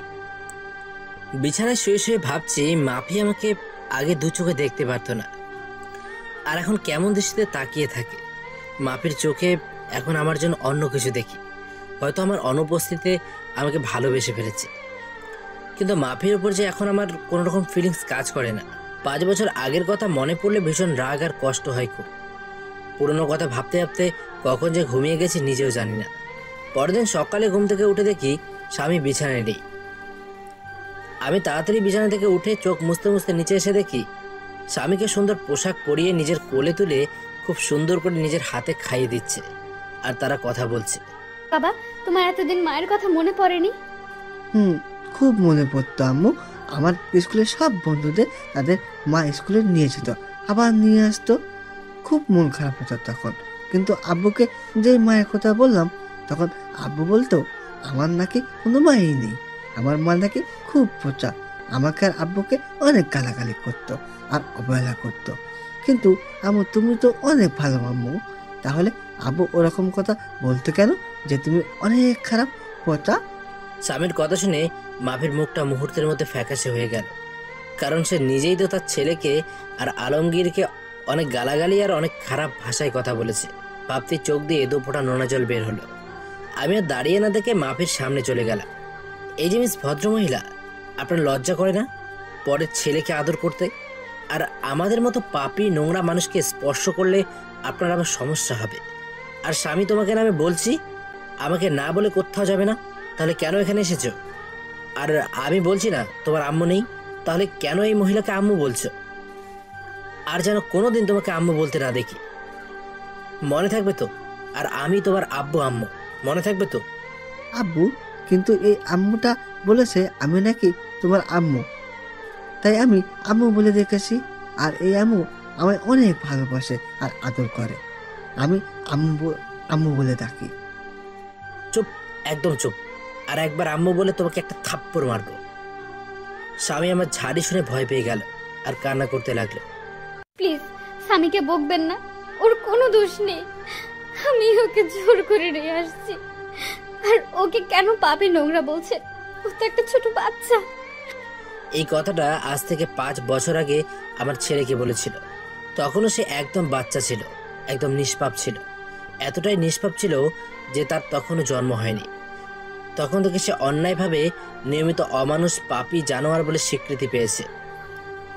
আমার কথা শুনে মাফি এবার মাথাটা নিচু করে জোরে জোরে কান্না করতে করতে ফ্লোরে বসে পড়ল আর কান্না করতে থাকলো। আমি স্বামীকে নিয়ে চলে আসলাম উপরে। স্বামী কান্না করতে করতে আমার কাঁধের উপর ঘুমিয়ে পড়েছে। আমি স্বামীকে বিছানায় রেখে ফ্রেশ হতে চলে গেলাম। ফ্রেশ হয়ে গুছিয়ে নিলাম, একটু বাবার অফিসে যাব। আজ অনেকদিন পর একটু অফিসে যাব। কিন্তু স্বামী ঘুমিয়ে পড়েছে, ওকে রেখে যাব নাকি সাথে নিয়ে যাব, এ নিয়ে চিন্তায় পড়ে গেলাম। তারপর স্বামীকে রেখে যাওয়ার সিদ্ধান্ত নিলাম। তারপর রুম থেকে বেরিয়ে মায়ের কাছে চলে গেলাম। মা, আমি একটু অফিসে যাচ্ছি, স্বামী ঘুমিয়ে আছে, স্বামী জেগে গেলে তোমার কাছে রাখবে, আর যেন কেউ ওকে স্পর্শ করে না, তাহলে আমার থেকে খারাপ কেউ হবে না কিন্তু। বাবা আলমগীর, তুই এখনো পুরনো কথা ভুলতে পারিসনি? বাবা, আগের সব কথা ভুলে গিয়ে নতুন করে শুরু করা যায় না? মা, আমি চাইলেও কিছু ভুলতে পারবো না, যার জন্য আমার জীবন থেকে 5টা বছর কষ্ট আর অবহেলায় কেটেছে। 5 বছর আমার মা বাবার সাথে সম্পর্ক বিচ্ছিন্ন করেছে। একটা নিষ্পাপ শিশু তার জন্য 5 বছর মায়ের আদর থেকে বঞ্চিত হয়েছে। কিভাবে সব কিছু ভুলে যাব বলো মা? আমি এখনো আসতে চাইতাম না, শুধু স্বামী তোমাদের দেখবে বলে জেদ করেছিল, তাই এখানে এসেছি। আর যদি তোমরা মনে করো আমি এসে তোমাদের আবার বিরক্ত করছি, তাহলে একবার বলো, আমি এখান থেকে কালকেই চলে যাব চিরদিনের জন্য। না বাবা, যাস না তুই। যেভাবে থাকিস আমরা আর কিচ্ছু বলবো না, কিন্তু আমাদের ছেড়ে যাস না বাবা। আর কত কষ্ট দিবি এই মাটাকে? আমি কোনো কথা না বলে চলে আসলাম ওখান থেকে। তারপর সোজা অফিসে চলে আসলাম। অফিসে সবার সাথে বেশ আড্ডা দিলাম, যারা নতুন স্টাফ তাদের সাথে পরিচিত হয়ে নিলাম। তারপর দুপুরে বসে আছি, লাঞ্চ করার সময় হয়ে গেছে। আমি নিজের ডেস্কে বসে আছি, তখন বাবা আসলো আর লাঞ্চ করার জন্য যেতে বলল, কিন্তু আমি যেতে চাইলাম না। শুধু স্বামীর জন্য বাসায় আসলাম। বাবা কলিং বেল বাজালো। কিছুক্ষণ পর মা এসে দরজা খুলে দিল। আমি ভেতরে ঢুকে দেখি স্বামী আর মাপি দুজনে হেসে হেসে খেলা করছে আর দুষ্টুমি করছে। মাপি আমাকে আসতে দেখে মাপি স্বামীর থেকে দূরে সরে গেল। মনে হয় কিছুটা ভয় পেয়েছে। আমি আর কিছু বললাম না, কারণ এখানে বাবা রয়েছে। আমি চুপচাপ স্বামীকে নিয়ে উপরের রুমে চলে আসলাম। কিছুক্ষণ পর মাফি রুমে আসলো। আপনাকে নিচে ডাকছে দুপুরের খাবার খেতে, সবাই নিচে বসে অপেক্ষা করছে। আমি খাবো না, ক্ষুধা নেই, বাইরে থেকে খেয়ে নেব। আপনি চলে যান সামনে থেকে। কেন বাইরে খাবেন কেন? আপনার জন্য খাবার রান্না করা হয়েছে তো। এসব ঢং বাদ দেন তো। এতদিন কোথায় ছিল তোমার এসব ঢং? যত সব ঢং দেখে বাঁচি না। আর একটা কথা না আপনাকে বলা হয়েছে, স্বামীর থেকে দূরে থাকবেন, কারণ আমি কিছুদিনের জন্য এখানে এসেছি, আবার কিছুদিন পর কাউকে না বলে হঠাৎ করে হারিয়ে যাব। তাই স্বামীর সাথে বেশি কথা বলবেন না, পরে সমস্যা হবে। তখন বারবার আপনার কাছে যাইতে চাইবে, আর সেটা কোনোদিনও সম্ভব নয়। আর বিকেলে আমি উকিলের কাছে যাব, কারণ 5 বছর আগে যেই কাজ করতে চেয়েছিলাম সেটা এখন করব। মানে আপনাকে ডিভোর্স দিয়ে চিরদিনের জন্য মুক্ত করে দেব। মাভি এবার দৌড়ে এসে আমার পা জড়িয়ে ধরলো আর বলল, প্লিজ আলমগীর, একবার আমাকে ক্ষমা করে দাও, আর কষ্ট দিও না। অনেক কষ্ট সহ্য করেছি, আর পারছি না। তুমি যদি চলে যাও তাহলে যাওয়ার আগে আমাকে খুন করে যাবে, কারণ তোমাকে আর আমার ছেলেটাকে ছাড়া আমি বাঁচতে পারবো না। তুমি চলে যাবার আগে আমাকে তোমার হাত দিয়ে খুন করে চলে যাবে, তাহলে আমাকে আর কোনোদিন কষ্ট পেতে হবে না। মাফির কান্না দেখে আমার খুব খারাপ লাগলো, খুব কষ্ট হতে লাগলো, কারণ মাফিকে তো আমি পাগলের মতো ভালোবাসতাম, এখনো ভালোবাসি। কিন্তু আমার রাগ আর অভিমানের কাছে আমার ইগোটা বারে বারে হার মেনে যাচ্ছে। তখন স্বামী আমাদের কাছে আসলো, আর স্বামী সোজা গিয়ে মাপের সামনে গিয়ে মাপের চোখের পানি মুছে দিচ্ছে। আম্মু, তুমি আব্বুর পা ধরে কান্না করছো কেন? তুমি কেঁদো না আম্মু, আমিও কিন্তু খেতে দেব। আর আব্বু, আম্মু তোমার কাছে কিসের জন্য মাপ চাইছে? তুমি আমাকে মাফ করে দাও আব্বু। স্বামী, তুমি তোমার দাদু ভাইয়ের কাছে যাও। আর তুই আমার ছেলেটাকে নিজের করে নিয়েছিস, যে তোর কথা বলছে, তোকে আমি ক্ষমা করে দিতে পারি। তাহলে তুই আমার জীবন থেকে 5টা বছর ফিরিয়ে দিবি বল, যেখানে আমি প্রতিনিয়ত অবহেলা পেয়েছি তোর কারণে। আমি 5 বছর মা বাবার থেকে দূরে থেকেছি, তোর কারণে মায়ের কাছ থেকে যে অবহেলা পেয়ে প্রতিরত কান্না করেছি, কষ্টে বুক ফেটে চিৎকার করে কান্না করতাম। দিতে পারবি সেই চোখের পানি? তোর জন্য আমার ছেলেটা 5 বছর মায়ের আদর থেকে বঞ্চিত হয়েছে। ফিরিয়ে দিতে পারবি আমার জীবনের সবচেয়ে কালো অধ্যায়? ভুলে দিতে পারবি? মাফি কোনো কথা না বলে ফ্লোরে বসে বসে কান্না করছে। আমি রুম থেকে চলে আসলাম বাইরে। তারপর স্বামীকে নিয়ে বাসা থেকে বের হয়ে গেলাম। ভীষণ রাগ হচ্ছে মাফির ওপর। যখন আমাদের ছেলে গর্বে ছিল তখন মনে ছিল না এসব কথা? যত সব আহ্লাদ দেখলে বাঁচি না। তারপর সোজা ভালো একটা উকিলের কাছে আসলাম, যেন 20 দিনের মধ্যে ডিভোর্স পেপার রেডি করতে পারি। তারপর উকিলের সাথে সব কথা বলে বাইরে চলে আসলাম, কারণ স্বামীকে আবার বেশি রাত পর্যন্ত বাইরে রাখা যাবে না। তাই বাসায় চলে আসলাম। বাসায় এসে রুমে একটু রেস্ট নিচ্ছি, তখন মাফি আসলো আমার রুমে। আম্মু রাতের খাবার খাওয়ার জন্য ডাকছিল, আপনি আসবেন না? না, আমি আর স্বামী বাইরে থেকে খেয়ে এসেছি, এখন আমরা কেউ ডিনার করব না। আর আপনাকে না মানা করেছি আমাদের ওপর কোনো রকম অধিকার ফলাবেন না, তাও আপনার লজ্জা করে না? কেন বারবার নির্লজ্জের মতো আমার রুমে আসেন? হ্যাঁ? মাফির চোখ দুটো পানিতে টলমল করছে, এখনই মনে হয় পানি ছেড়ে দেবে। স্বামীকে কে কেন বাইরে খাবার খাওয়ালেন? ও তো এখন ছোট, বাইরের খাবার খাইলে শরীর অসুস্থ করবে। কেউ একদিন আমাদের বলেছিল রাস্তার কুকুর, আর রাস্তার কুকুররা বাইরের খাবার খেলে কিচ্ছু হবে না। আর এই 5 বছর আমরা বাইরের খাবার খেয়েই বেঁচে আছি। তাই আপনি বেশি অধিকার না দেখিয়ে নিজের মতো থাকবেন, আর আমরা আমাদের মতো। মাফি এবার কান্না করে দিল, কারণ এখন তার বলার কিছুই নেই। কারণ এই কথাগুলো মাফি একদিন আমাকে বলেছিল। তাই মাফি আর কিছু না বলে রুম থেকে বের হয়ে গেল। আব্বু, তুমি আম্মুকে সব সময় কাঁদাও কেন? তুমি জানো আব্বু, আম্মু আমাকে অনেক আদর করে, নিজের হাতে খাইয়ে দেয়, জড়িয়ে অনেক আদর করে আমায়। আব্বু, আমরা এখানে সারা জীবন থাকতে পারি না? আর দাদু ভাইটা অনেক ভালো, খুব আদর করে আমাকে। না আব্বু, আমরা এখানে থাকবো না। যদি এখানে থাকি তাহলে তোমার কাছ থেকে আমাকে আবার আলাদা করে দেবে। আর তুমি কি চাও বাবা যে আমি তোমার কাছ থেকে দূরে সরে যাই? না আব্বু, তুমি আমাকে রেখে চলে যেও না, আমি তোমার কাছেই থাকবো। কিন্তু আমরা যে কদিন এখানে আছি সে কদিন আমি আম্মুর কাছে একটু আদর পেয়ে নিই। আমি স্বামীর কথা ভেবে কি বলবো কিছু বুঝতে পারছি না। কি করব? ছোট একটা বাচ্চা কোনোদিন মায়ের আদর পায়নি, এখন আমি তাকে তার মায়ের আদর থেকে দূরে সরিয়ে দিচ্ছি। বাবা, তুমি যত ইচ্ছে তোমার আম্মুর কাছে যেতে পারো, কিন্তু আমার এখান থেকে চলে যাবার পর কিন্তু আম্মুর জন্য কান্না করতে পারবে না। আচ্ছা, মনে থাকবে আব্বু। তাই বলে স্বামী এক দৌড়ে নিচে চলে আসে আর তার মায়ের কোলে উঠে পড়ে জড়িয়ে ধরে। কি হলো? আমার বাবাটা আজ আমার কাছে? কি ব্যাপার? তোমার আব্বু দেখলে যে আমাকে খুব বকবে। না আম্মু, আব্বু বকবে না। আব্বু তো তোমার কাছে আসতে বললো, আর তোমার কাছ থেকে যেন আদরগুলো নিয়ে নিই। স্বামীর কথা শুনে মাফি স্বামীকে জড়িয়ে ধরে বেশ কয়েকটা চুমু দিল। আমাকে একটু তোমার হাতে খাইয়ে দেবা? তুমি যখন খাইয়ে দাও তখন আমার খুব ভালো লাগে জানো। মাফি আর কিছু বলল না, কান্না করতে করতে 1 প্লেট খাবার নিয়ে এসে খুব যত্ন করে খাইয়ে দিল। তারপর খাওয়া শেষ করে মাফি স্বামীকে আমার রুমে দিয়ে আসতে গেল। ধন্যবাদ আপনাকে। হঠাৎ কিসের জন্য ধন্যবাদ বলছেন? এই যে স্বামীকে আমার কাছে পাঠালেন তাই। আমার কোনো ইচ্ছে নেই আমার ছেলেকে আপনার কাছে পাঠাবো, আর আমরা আর 20 দিন মাত্র তো আছি। তাই স্বামী যেন সবসময় হাসি খুশি থাকে সেজন্য আপনার কাছে পাঠিয়েছে। আপনি আবার অন্য কিছু ভাববেন না। আর 20 দিন পর আমরা আবার চলে যাব। আর আমি উকিলের কাছে গিয়েছিলাম, বলেছে 20 দিনের মধ্যে ডিভোর্স পেপার রেডি হয়ে যাবে। প্লিজ আপনি চলে যাবেন না, আমি স্বামীকে ছাড়া থাকতে পারবো না। দরকার হলে আমি স্বামীর আশেপাশে যাব না, তবু আপনি চলে যাবেন না। খুব কষ্টে কাটিয়েছি এই 5টা বছর, প্রতিটা রাতে আপনার জন্য কান্না করেছি, আর সব সময় দোয়া করেছি যেন আপনি আর আমার ছেলে সুস্থ থাকেন।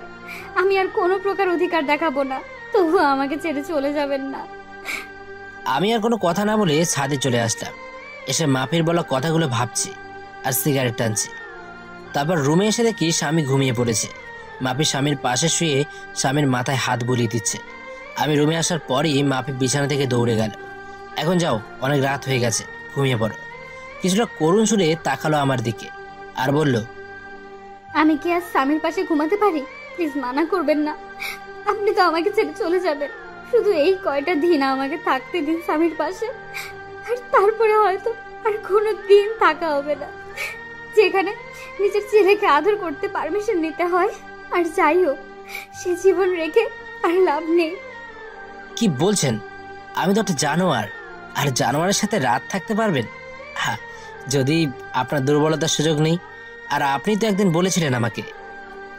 প্লিজ পুরনো কথা আর বলবেন না, খুব কষ্ট হয় পুরনো কথা মনে পড়লে, যা আমার মনটাকে তিলে তিলে শেষ করে দিয়েছে। আপনার কোনো সমস্যা না হলে থাকতে পারেন। মাপি স্বামীর পাশে শুয়ে পড়ল, আর আমি সোফায় শুতে যাব। তখন আপনি সোফায় যেতে যাচ্ছেন কেন? বিছানায় আসেন। বিছানায় ঘুমালে আবার আমাদের মতো অমানুষ নিজেকে কন্ট্রোল করতে পারবে না। তার থেকে আপনি বিছানায় ঘুমান, আমি সোফায় ঘুমোচ্ছি। মাফি কিছু না বলে বিছানায় ঘুমিয়ে পড়ল। মাফির খুব কষ্ট হচ্ছে।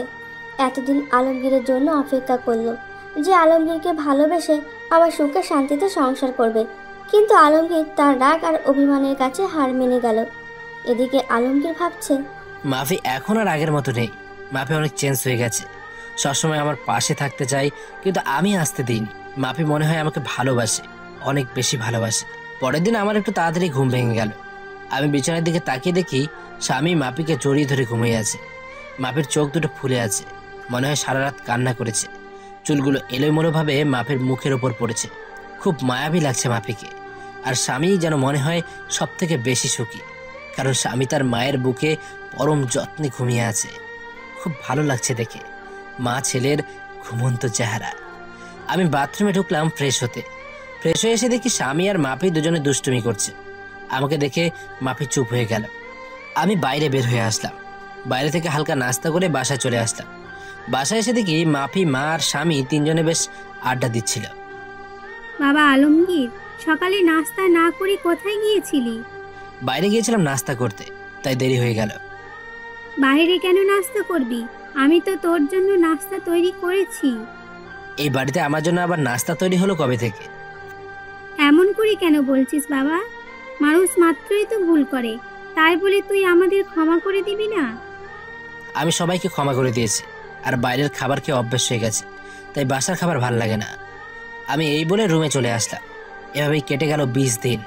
এই 20 দিনে মাফি আমাকে অনেক ভালোবেসে ফেলেছে, তা মাফির আচরণে বুঝতে পেরেছি। মাফি এই 20 দিন প্রতিদিন আমার রুমে ঘুমাতো। মাফি আর স্বামী বিছানায়, আর আমি সোফাতে ঘুমাতাম। মাফি আমাকে আগের তুলনায় এখন বেশি কেয়ার করে। কাল বিকালে চলে যাব আমরা ঢাকাতে। কাউকে কিছু বলিনি কখন যাব। পরের দিন সকালে উঠে চলে গেলাম উকিলের কাছে। ডিভোর্স পেপার নিয়ে বাসায় আসলাম। কিছুক্ষণ পর মাফি আমার রুমে আসলো স্বামীকে নিয়ে। এই যে এটা ধরুন, আপনার চির মুক্তির ডিভোর্সের পেপার, আর আমি বিকেলে রওনা দেব। আমার কথা শুনে মাফির হাস্যোচ্ছল চেহারাটা নিমেষেই মলিন হয়ে গেল, আর দৌড়ে এসে আমাকে জড়িয়ে ধরল। প্লিজ, আপনি এমন কাজ করবেন না, এত বড় অন্যায় করবেন না। আমি আপনাকে ভালোবাসি, পাগলের মতো ভালোবাসি। প্লিজ আমাকে ছেড়ে চলে যাবেন না। দরকার হলে আমাকে নিয়ে চলেন, অন্তত স্বামীর জন্য আমাকে সাথে করে নিয়ে চলেন।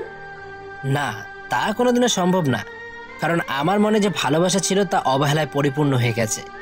এখন আর চাইলেও সে অবহেলাকে মুছে ফেলা যাবে না। আমি আপনার পায়ে পড়ি, আমাকে রেখে যাবেন না। খুব ভালোবাসি আপনাকে। স্বামীকে আমার কাছ থেকে দূরে সরিয়ে দেবেন না। আর আপনি যদি আমাকে ছেড়ে চলে যান, তাহলে আপনি যদি কোনোদিন ফিরে আসেন, তাহলে সেদিন শুনবেন স্বামী বলে এই পৃথিবীতে আর কোনো হতভাগা মা থাকে না। চিরদিনের জন্য চলে যাব না ফেরার দেশে, তখন আর কেউ বিরক্ত করবে না।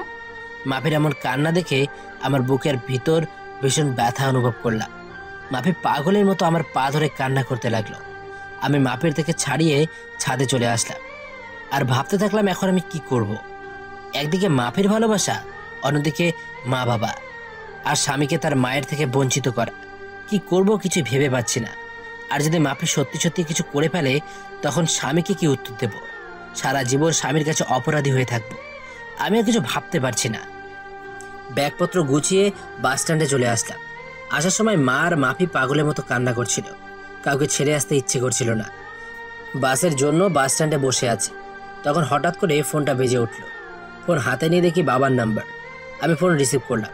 তারপর বাবা যা বলল সেটা শোনার জন্য আমি কোনো আশা করিনি। বাবা, তুই যেখানে থাকিস তাড়াতাড়ি হাসপাতালে চলে আয়। কেন বাবা, কি হয়েছে?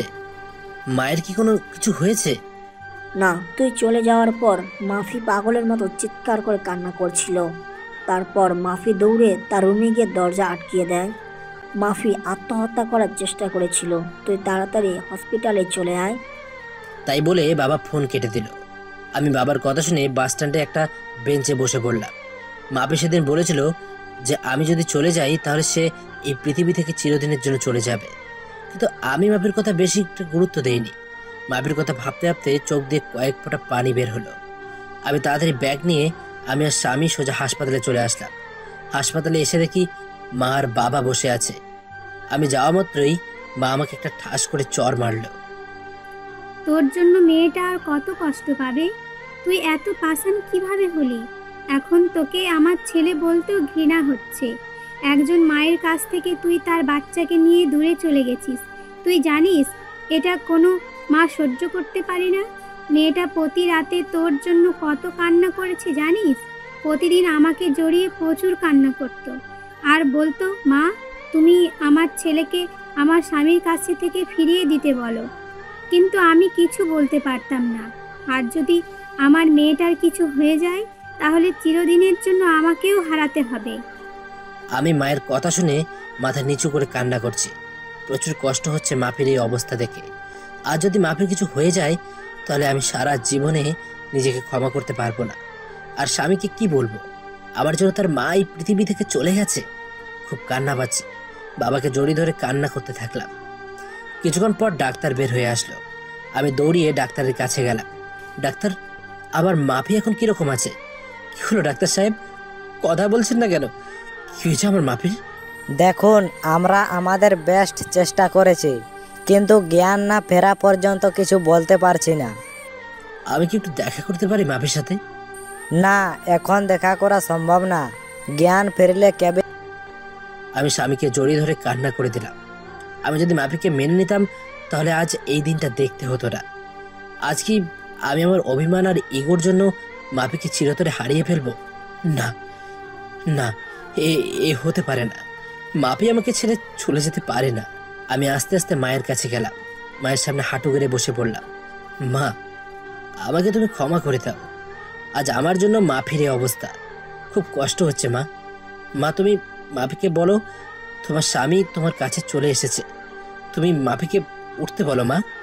মা আমার মাথায় হাত বুলিয়ে দিয়ে বলল, কিচ্ছু হবে না তোর মাফি, দেখি সব ঠিক হয়ে যাবে। এভাবে কান্না করিস না, শক্ত হ বাবা। 17 ঘন্টা পর মাফির জ্ঞান ফিরল আর মাফিকে পাশের একটা কেবিনে শিফট করলো। তারপর ডাক্তার সাহেব আমাদের একজন একজন করে দেখা করতে বলে গেল। প্রথমে মা দেখা করতে গেল। কিছুক্ষণ পর মা বের হয়ে আসলো। তারপর আমি আর স্বামী গেলাম মাফির কাছে। মাফি আমাকে দেখে মুখ অন্যদিকে ঘুরিয়ে নিল। আমি গিয়ে মাফির একটা হাত আমার হাতের মুঠোর মধ্যে শক্ত করে ধরলাম। তুমি চিরদিনের জন্য চলে যেতে চাইছিলে, তাই না? তুমি চলে গেলে আমার ছেলের মা হবে কে? তোমার ছেলেকে আদর করবে কে? তুমি চলে গেলে স্বামী মা বলে কাকে ডাকবে? তুমি চলে গেলে এই অমানুষকে মানুষ করবে কে? আমাদের কথা একবার ভাবলে না তুমি? আমি চলে গেলে কারো কি আসে যায়? ছেলে থাকতে ছেলেকে ঠিকভাবে কাছে টানতে পারিনি। স্বামী থাকতে আমি একজন স্বামী হারা। তাই আমি আর বাঁচতে চাই না।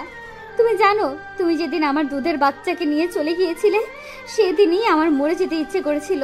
আমি আমার নিজের গর্ভের ছেলেকে গালাগালি করেছি, প্রতিটা রাতে কান্না করেছি যে আমি একজন মা হয়ে কিভাবে আমার সন্তানকে অবহেলা করেছি। তাই আমি আর বেঁচে থাকতে চাই না, যেখানে সব থাকতেও আমি একজন হতভাগী। তুমি চলে গেলে আমার মা বাবাকে দেখে রাখবে কে? একবার আমাদের কথা ভাবলে না তুমি? এই যে তোমার স্বামী আর তোমার ছেলে তোমার কাছে ফিরে এসেছে, আর কোনোদিনও তোমাকে ছেড়ে যাবে না। আর তোমার কাছ থেকে তোমার ছেলেকে আলাদা করব না। এখন থেকে এই দুটো অমানুষকে মানুষ করার দায়িত্ব তোমাকে দিলাম। কি পারবে না মানুষ করতে? এই একদম আমার স্বামী আর ছেলেকে অমানুষ বলবে না। আর একবার যদি ওই কথা বলো তাহলে দেখে নিও আমি তোমাকে মার্ডার করে দেব। ওকে মহারানী, আর বলবো না। কিন্তু একটা বিষয় আমাকে খুব ভাবাচ্ছে। কি বিষয় ভাবছো তুমি দেখি? আমার স্বামীটা কি নিয়ে এত চিন্তা করছে? বিষয়টা হলো, তুমি কি খেয়ে আত্মহত্যা করতে গিয়েছিলে যে বেঁচে গেলে? শুনলাম নাকি ফিনাইল গিয়েছিলে। ফিনাইল গেলে কেউ কি মরে নাকি? বাথরুমে হারপিক খেলে মনে হয় যে এত সময় সোজা উপরে চলে যেতে। আচ্ছা, সমস্যা নেই। এবার থেকে আত্মহত্যা করতে চাইলে আমাকে বলবে, আমি হারপিক নিয়ে আসবো। কুত্তা, তুই আমার নিয়ে মজা করছিস? আজ দাঁড়া, তোকে আমি মেরে ফেলবো। তাই বলে মাফি আমাকে মারতে লাগলো। তারপর মাফিকে আমি জড়িয়ে ধরলাম, আর মাফিও আমাকে শক্ত করে জড়িয়ে আমার বুকে মাথা রাখলো। মনে হচ্ছে মাফি তার সবচেয়ে নিরাপদ জায়গা পেয়ে গেছে। আমি মাফির মাথা উঠিয়ে মাফির কপালে একটা চুমু খেলাম। তারপর মাফি আবার আমাকে জড়িয়ে ধরলো। আব্বু, তুমি আমাকে জড়িয়ে না ধরে আমাকে জড়িয়ে ধরে আসছো কেন? আমাকে জড়িয়ে ধরো, নইলে আমি দাদু ভাইকে সব বলে দেবো কিন্তু। তারপর মাফি আমাকে ছেড়ে দিয়ে স্বামীকে কোলে তুলে নিয়ে পাগলের মতো দুই গালে, কপালে, নাকে ইচ্ছে মতো চুমু খেতে লাগলো। আমি মা ছেলের ভালোবাসা দেখছি। তারপর মাফি আমার দিকে হাত বাড়িয়ে দিল। তারপর মাফি এক পাশে স্বামীকে জড়িয়ে ধরলো, আর আমাকে অন্য পাশে জড়িয়ে ধরে মাফি কান্না করে দিল। মাফি আমাকে তার বুক থেকে এক ঝটকায় সরিয়ে দিল। আপনি কে আর আমাকে জড়িয়ে ধরে আছেন কেন? বলেন, কে আপনি যে আমার ছেলেকে জড়িয়ে ধরে আছেন? কেন? কি বলছো এসব? ফান করবা না তো? আজ প্রথম আমি আমার বউকে জড়িয়ে ধরলাম, আর তুমি আমাকে সরিয়ে দিলে কেন? জড়িয়ে ধরতে পারি, তবে একটা শর্ত আছে। শর্তটা মানতে পারলে তোমাকে অনেকগুলো পাপ্পি দেব। নিজের বউকে জড়িয়ে ধরতে আবার শর্ত লাগে নাকি? আমাকে জড়িয়ে ধরতে হলে একটা শর্ত মানতে হবে। বলেন মহারানী, কি শর্ত আপনার? আমাকে এখন এখানে প্রপোজ করতে হবে, আর তা না হলে আমাকে আর জড়িয়ে ধরতে পারবে না। যদি প্রপোজ করি তাহলে তুমি আমাকে মারবে না তো, আর গালাগালি দিতে পারবে না? আমার কথা শুনে হাসিমাখা মুখটা নিমেষেই কালো হয়ে গেল। কারণ আগে যখন মাফিকে প্রপোজ করতাম তখন মাফি আমাকে গালাগালি করত। আমি আর কথা না বেরিয়ে মাফির সামনে হাঁটু গেড়ে বসে পড়লাম। কিন্তু এখন ফুল কোথায় পাবো? তখনই মনে পড়ে গেল স্বামীর কথা। স্বামীকে 2 হাত দিয়ে উঁচু করে মাফির সামনে ধরলাম।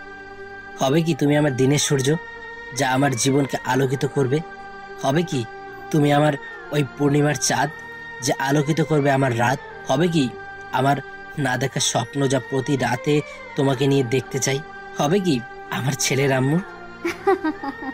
এই প্রথম কোনো ছেলে দিয়ে প্রপোজ করা দেখলাম। আমি তোমার ছেলের আম্মু হব। তাই বলে স্বামীকে কোলে তুলে নিল মাফি। এখন কি আমার বউটাকে একটু জড়িয়ে ধরতে পারি? না, এখন হবে না। স্বামী এখানে আছে, আগে বাসায় যাব, তারপর তোমাকে সব সময় বুকে শক্ত করে জড়িয়ে ধরে রাখবো, যেন আমাকে আর কষ্ট দিয়ে চলে যেতে না পারো। কে বললো আমি আমার সুইট বউটাকে রেখে চলে যাব? তারপর মাফি আর স্বামীকে 2 হাত দিয়ে দুজনকে জড়িয়ে ধরলাম। মাফি যেন আমার বুকের সাথে মিশতে চাইছে। এই মাফি, আই লাভ ইউ সোনা। আই লাভ ইউ টু জান। তারপর হঠাৎ করে দরজার ঠক ঠক আওয়াজ আসলো। আমি মাফিকে ছেড়ে দিলাম। দেখি মা বাবা আর ডাক্তার কেবিনে আসলো। ডাক্তার মাফিকে একটু চেক আপ করে বলল। তাই বলে ডাক্তার চলে গেল। কি ব্যাপার, আমার মেয়েটাকে অনেক খুশি খুশি লাগছে। আজ অনেক দিন পর মেয়েটার মুখে হাসি দেখলাম। দোয়া করি যেন তোরা সব সময় এমনভাবে সুখে শান্তিতে ঘর সংসার কর। মাফি মায়ের কথা শুনে কিছুটা লজ্জা পেল। কিছুক্ষণ পর একটা মহিলা এসে মাফিকে জড়িয়ে ধরে কান্না করে দিল। মাফিও সেই মহিলাকে জড়িয়ে ধরে অঝোর ধারায় কান্না করে দিল। আমি আস্তে আস্তে বাবার কাছে গেলাম। বাবা, এই মহিলাটা আবার কে? এনাকে তো চিনলাম না, কোনোদিনও তো দেখিনি। আরে বলদের বাচ্চা বলদ, এটা মাফির মা, তোর একমাত্র শাশুড়ি আম্মা। কি? আগে বলবে তো যে ইনি আমার শাশুড়ি হয়। আসলে মাফির মাকে কোনোদিনও দেখিনি, তাই চিনতে পারছি না। আমি তাড়াতাড়ি গিয়ে মাফির মার পা ধরে সালাম করলাম। মাফির মা আমাকে দেখে কান্না করে দিল। তারপর কিছুক্ষণ গল্প করে সবাইকে বাসায় পাঠিয়ে দিলাম। মায়ের সাথে স্বামীকেও বাসায় পাঠিয়ে দিলাম। আমি সারা রাত মাফির পাশে থাকবো, তাই সবাইকে বাসায় পাঠিয়ে দিলাম। এই, তোমার ক্ষুধা পেয়েছে না? না, আমার ক্ষুধা নাই, তবে কেউ যদি আমাকে নিজের হাতে খাইয়ে দিত তাহলে একটু খাইতাম। এত ঢং না করে সোজাসুজি ভাবে বললেই তো হয়। কি আমি ঢং করছি? দাঁড়া দাঁড়া, ওখানে আমি আসছি। আমি আর দাঁড়িয়ে না থেকে বাইরে এসে কিছু খাবার আর ফল আর জুস কিনে মাফির জন্য নিয়ে আসলাম। তারপর মাফির হাত ধরে মাফিকে উঠালাম। তারপর একটু একটু করে খাইয়ে দিলাম। আমি মাফিকে খাওয়াচ্ছি আর মাফি আমার দিকে এক দৃষ্টিতে আমার দিকে তাকিয়ে আছে, আর চোখ দিয়ে টপ টপ করে পানি পড়ছে। আমি মাফির চোখের পানি মুছিয়ে দিলাম। এই পাগলি, কাঁদছো কেন তুমি? তুমি আমার উপর যদি রাগ করো আবার চলে যাও, আমি সেদিন সত্যি সত্যি মরে যাব। ধুর পাগলি, কোথাও যাব না তোমাকে ছেড়ে। খুব ভালোবাসি তো পাগলিটাকে, তাই আর ছেড়ে যাব না। তারপর মাফি আমাকে একটু খাইয়ে দিল। তারপর বেডের পাশে এক সাইডে বেড আছে। আমি মাফির কপালে একটা চুমু দিয়ে পাশের বেডে ঘুমাতে যাব। তখন মাফি বলল, কোথায় যাচ্ছ তুমি? কেন? আমি ঘুমাবো তো, তুমি ওখানে ঘুমাও, আমি এখানে ঘুমাবো। মাফি এবার রাগ করে কোনো কথা না বলে মুখটা অন্যদিকে ঘুরে বসে পড়ল। আমি মাফির কাছে গিয়ে মাফিকে আমার দিকে ফিরিয়ে বললাম, এই পাগলি, রাগ করছো কেন? হঠাৎ করে মুখটা বাংলার পাঁচের মতো করলে কেন? মাফি আমাকে জড়িয়ে ধরে আহ্লাদি কণ্ঠে বলল, আমার সাথে আমার বেডে ঘুমাবে তুমি? খুব জড়িয়ে ধরে ঘুমাতে ইচ্ছে করছে, তোমার ওই বুকে একটু মাথা রেখে ঘুমাতে দিবা? তারপর পাগলিটাকে বুকে জড়িয়ে ধরে ঘুমিয়ে পড়লাম। পাগলিটাও আমাকে জড়িয়ে ধরলো মনে হলো। মাফি আজ পৃথিবীর সবচেয়ে খুশি। তারপরের দিন সকালে ঘুম থেকে উঠে দেখি মাফি রাতের মতো জড়িয়ে ধরে ঘুমিয়ে আছে, কিন্তু রাতের থেকে এখন বেশি শক্ত করে জড়িয়ে শুয়ে আছে। তারপর মাফির কপালে একটা চুমুকে যেই উঠতে যাব তখন মাফি উঠতে দিল না। তুমি কখন জাগলে? আমি তো দেখলাম তুমি ঘুমিয়েছিলে। আমি অনেক আগে উঠেছি, কিন্তু ডাকিনি, কারণ আজ সারা দিন তোমার বুকে শুয়ে থাকবো। তারপর বাসা থেকে সবাই নিতে আসলো আমাদের। তারপর আমরা সবাই বাসার উদ্দেশ্যে রওনা দিলাম। স্বামী তার মায়ের কোলে শুয়ে আছে, আর আমি স্বামীর মাথায় হাত বুলিয়ে দিচ্ছি। তারপর বাসায় এসে গোসল করে যেই বের হব তখন মাফি আবার আমার সামনে এসে জড়িয়ে ধরলো। কি ব্যাপার, আমার পাগলি বউটার মনটা আজকে খুব ভালো মনে হচ্ছে। তুমি সব সময় পাশে থাকলে আমি সব সময় খুশি থাকবো। তারপর দুপুরের খাবার খাওয়ার সময় আমি রুমে বসে আছি। তখন মাফি রুমে আসলো। আমি বিছানায় শুয়েছিলাম। মাফি আমার মাথার কাছে আমার মাথায় হাত বুলিয়ে দিচ্ছে। একটা কথা বলবো, রাখবে কথাটা? আমি মাফির হাত জড়িয়ে ধরে বললাম, বলো। এতে আবার অনুমতি নেওয়ার কি আছে? না, তুমি আগে বলো যে আমার কথাটা রাখবে।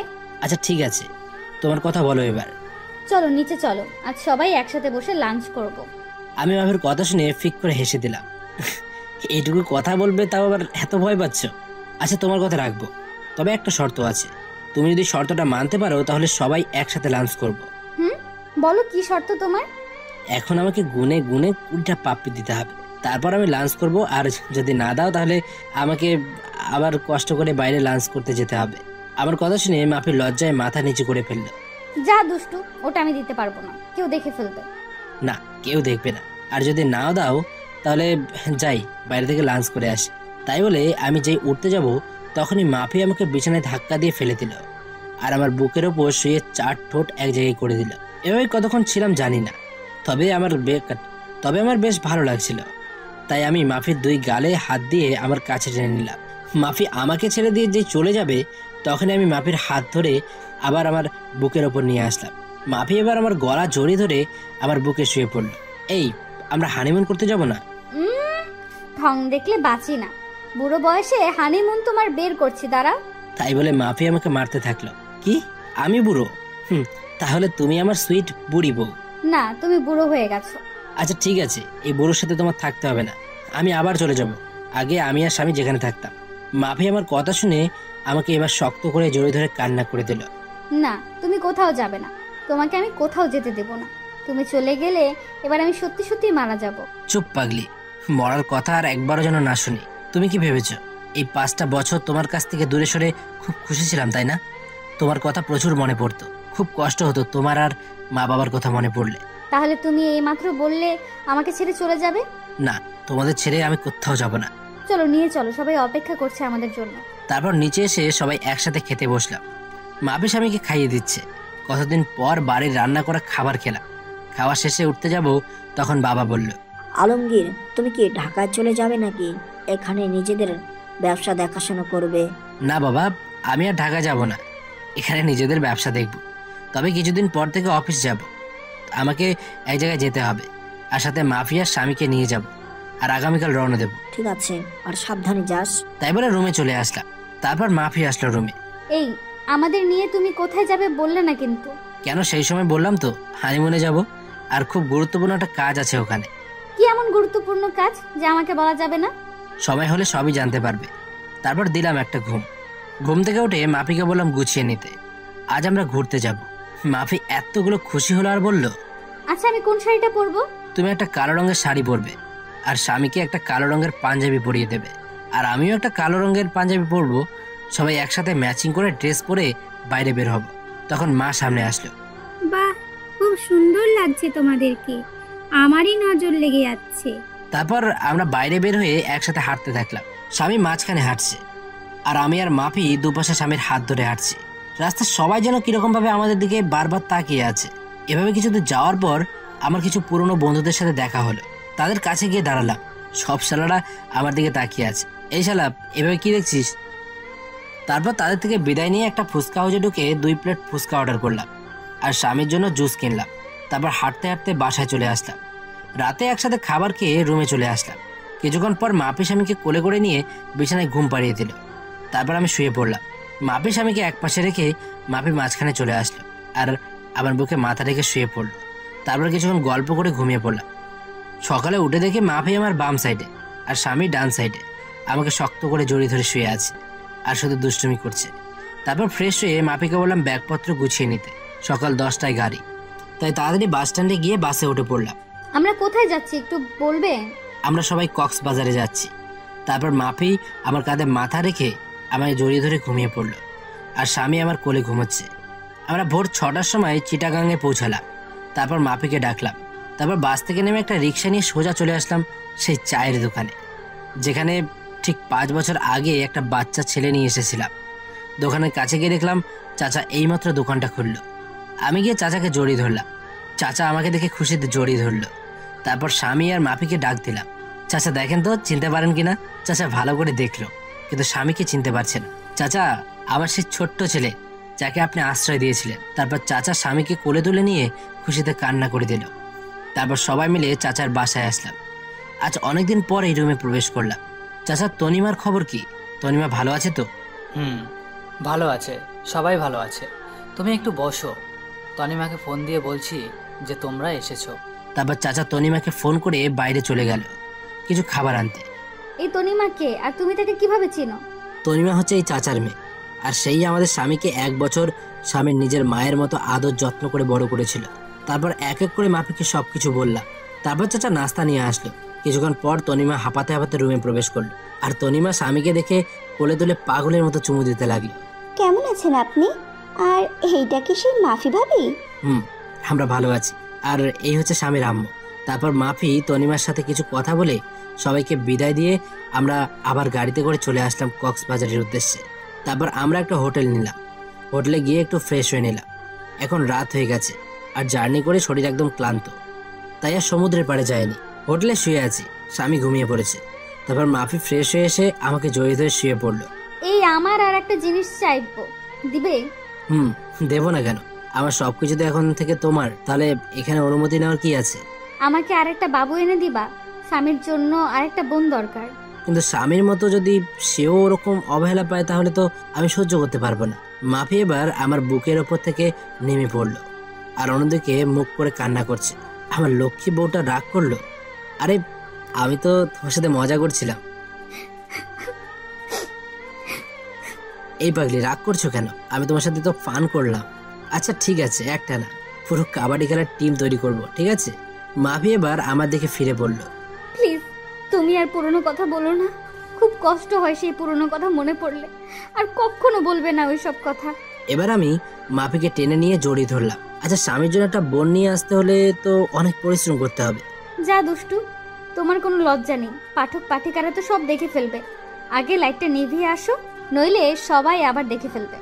ভাইয়া ও আপুরা, এখন আমরা স্বামীর জন্য একটা মিষ্টি বোন নিয়ে আসতে যাচ্ছি। আপনারা এবার চোখ বন্ধ করে, নইলে আবার আমার পাগলি বউটা লজ্জা পাবে।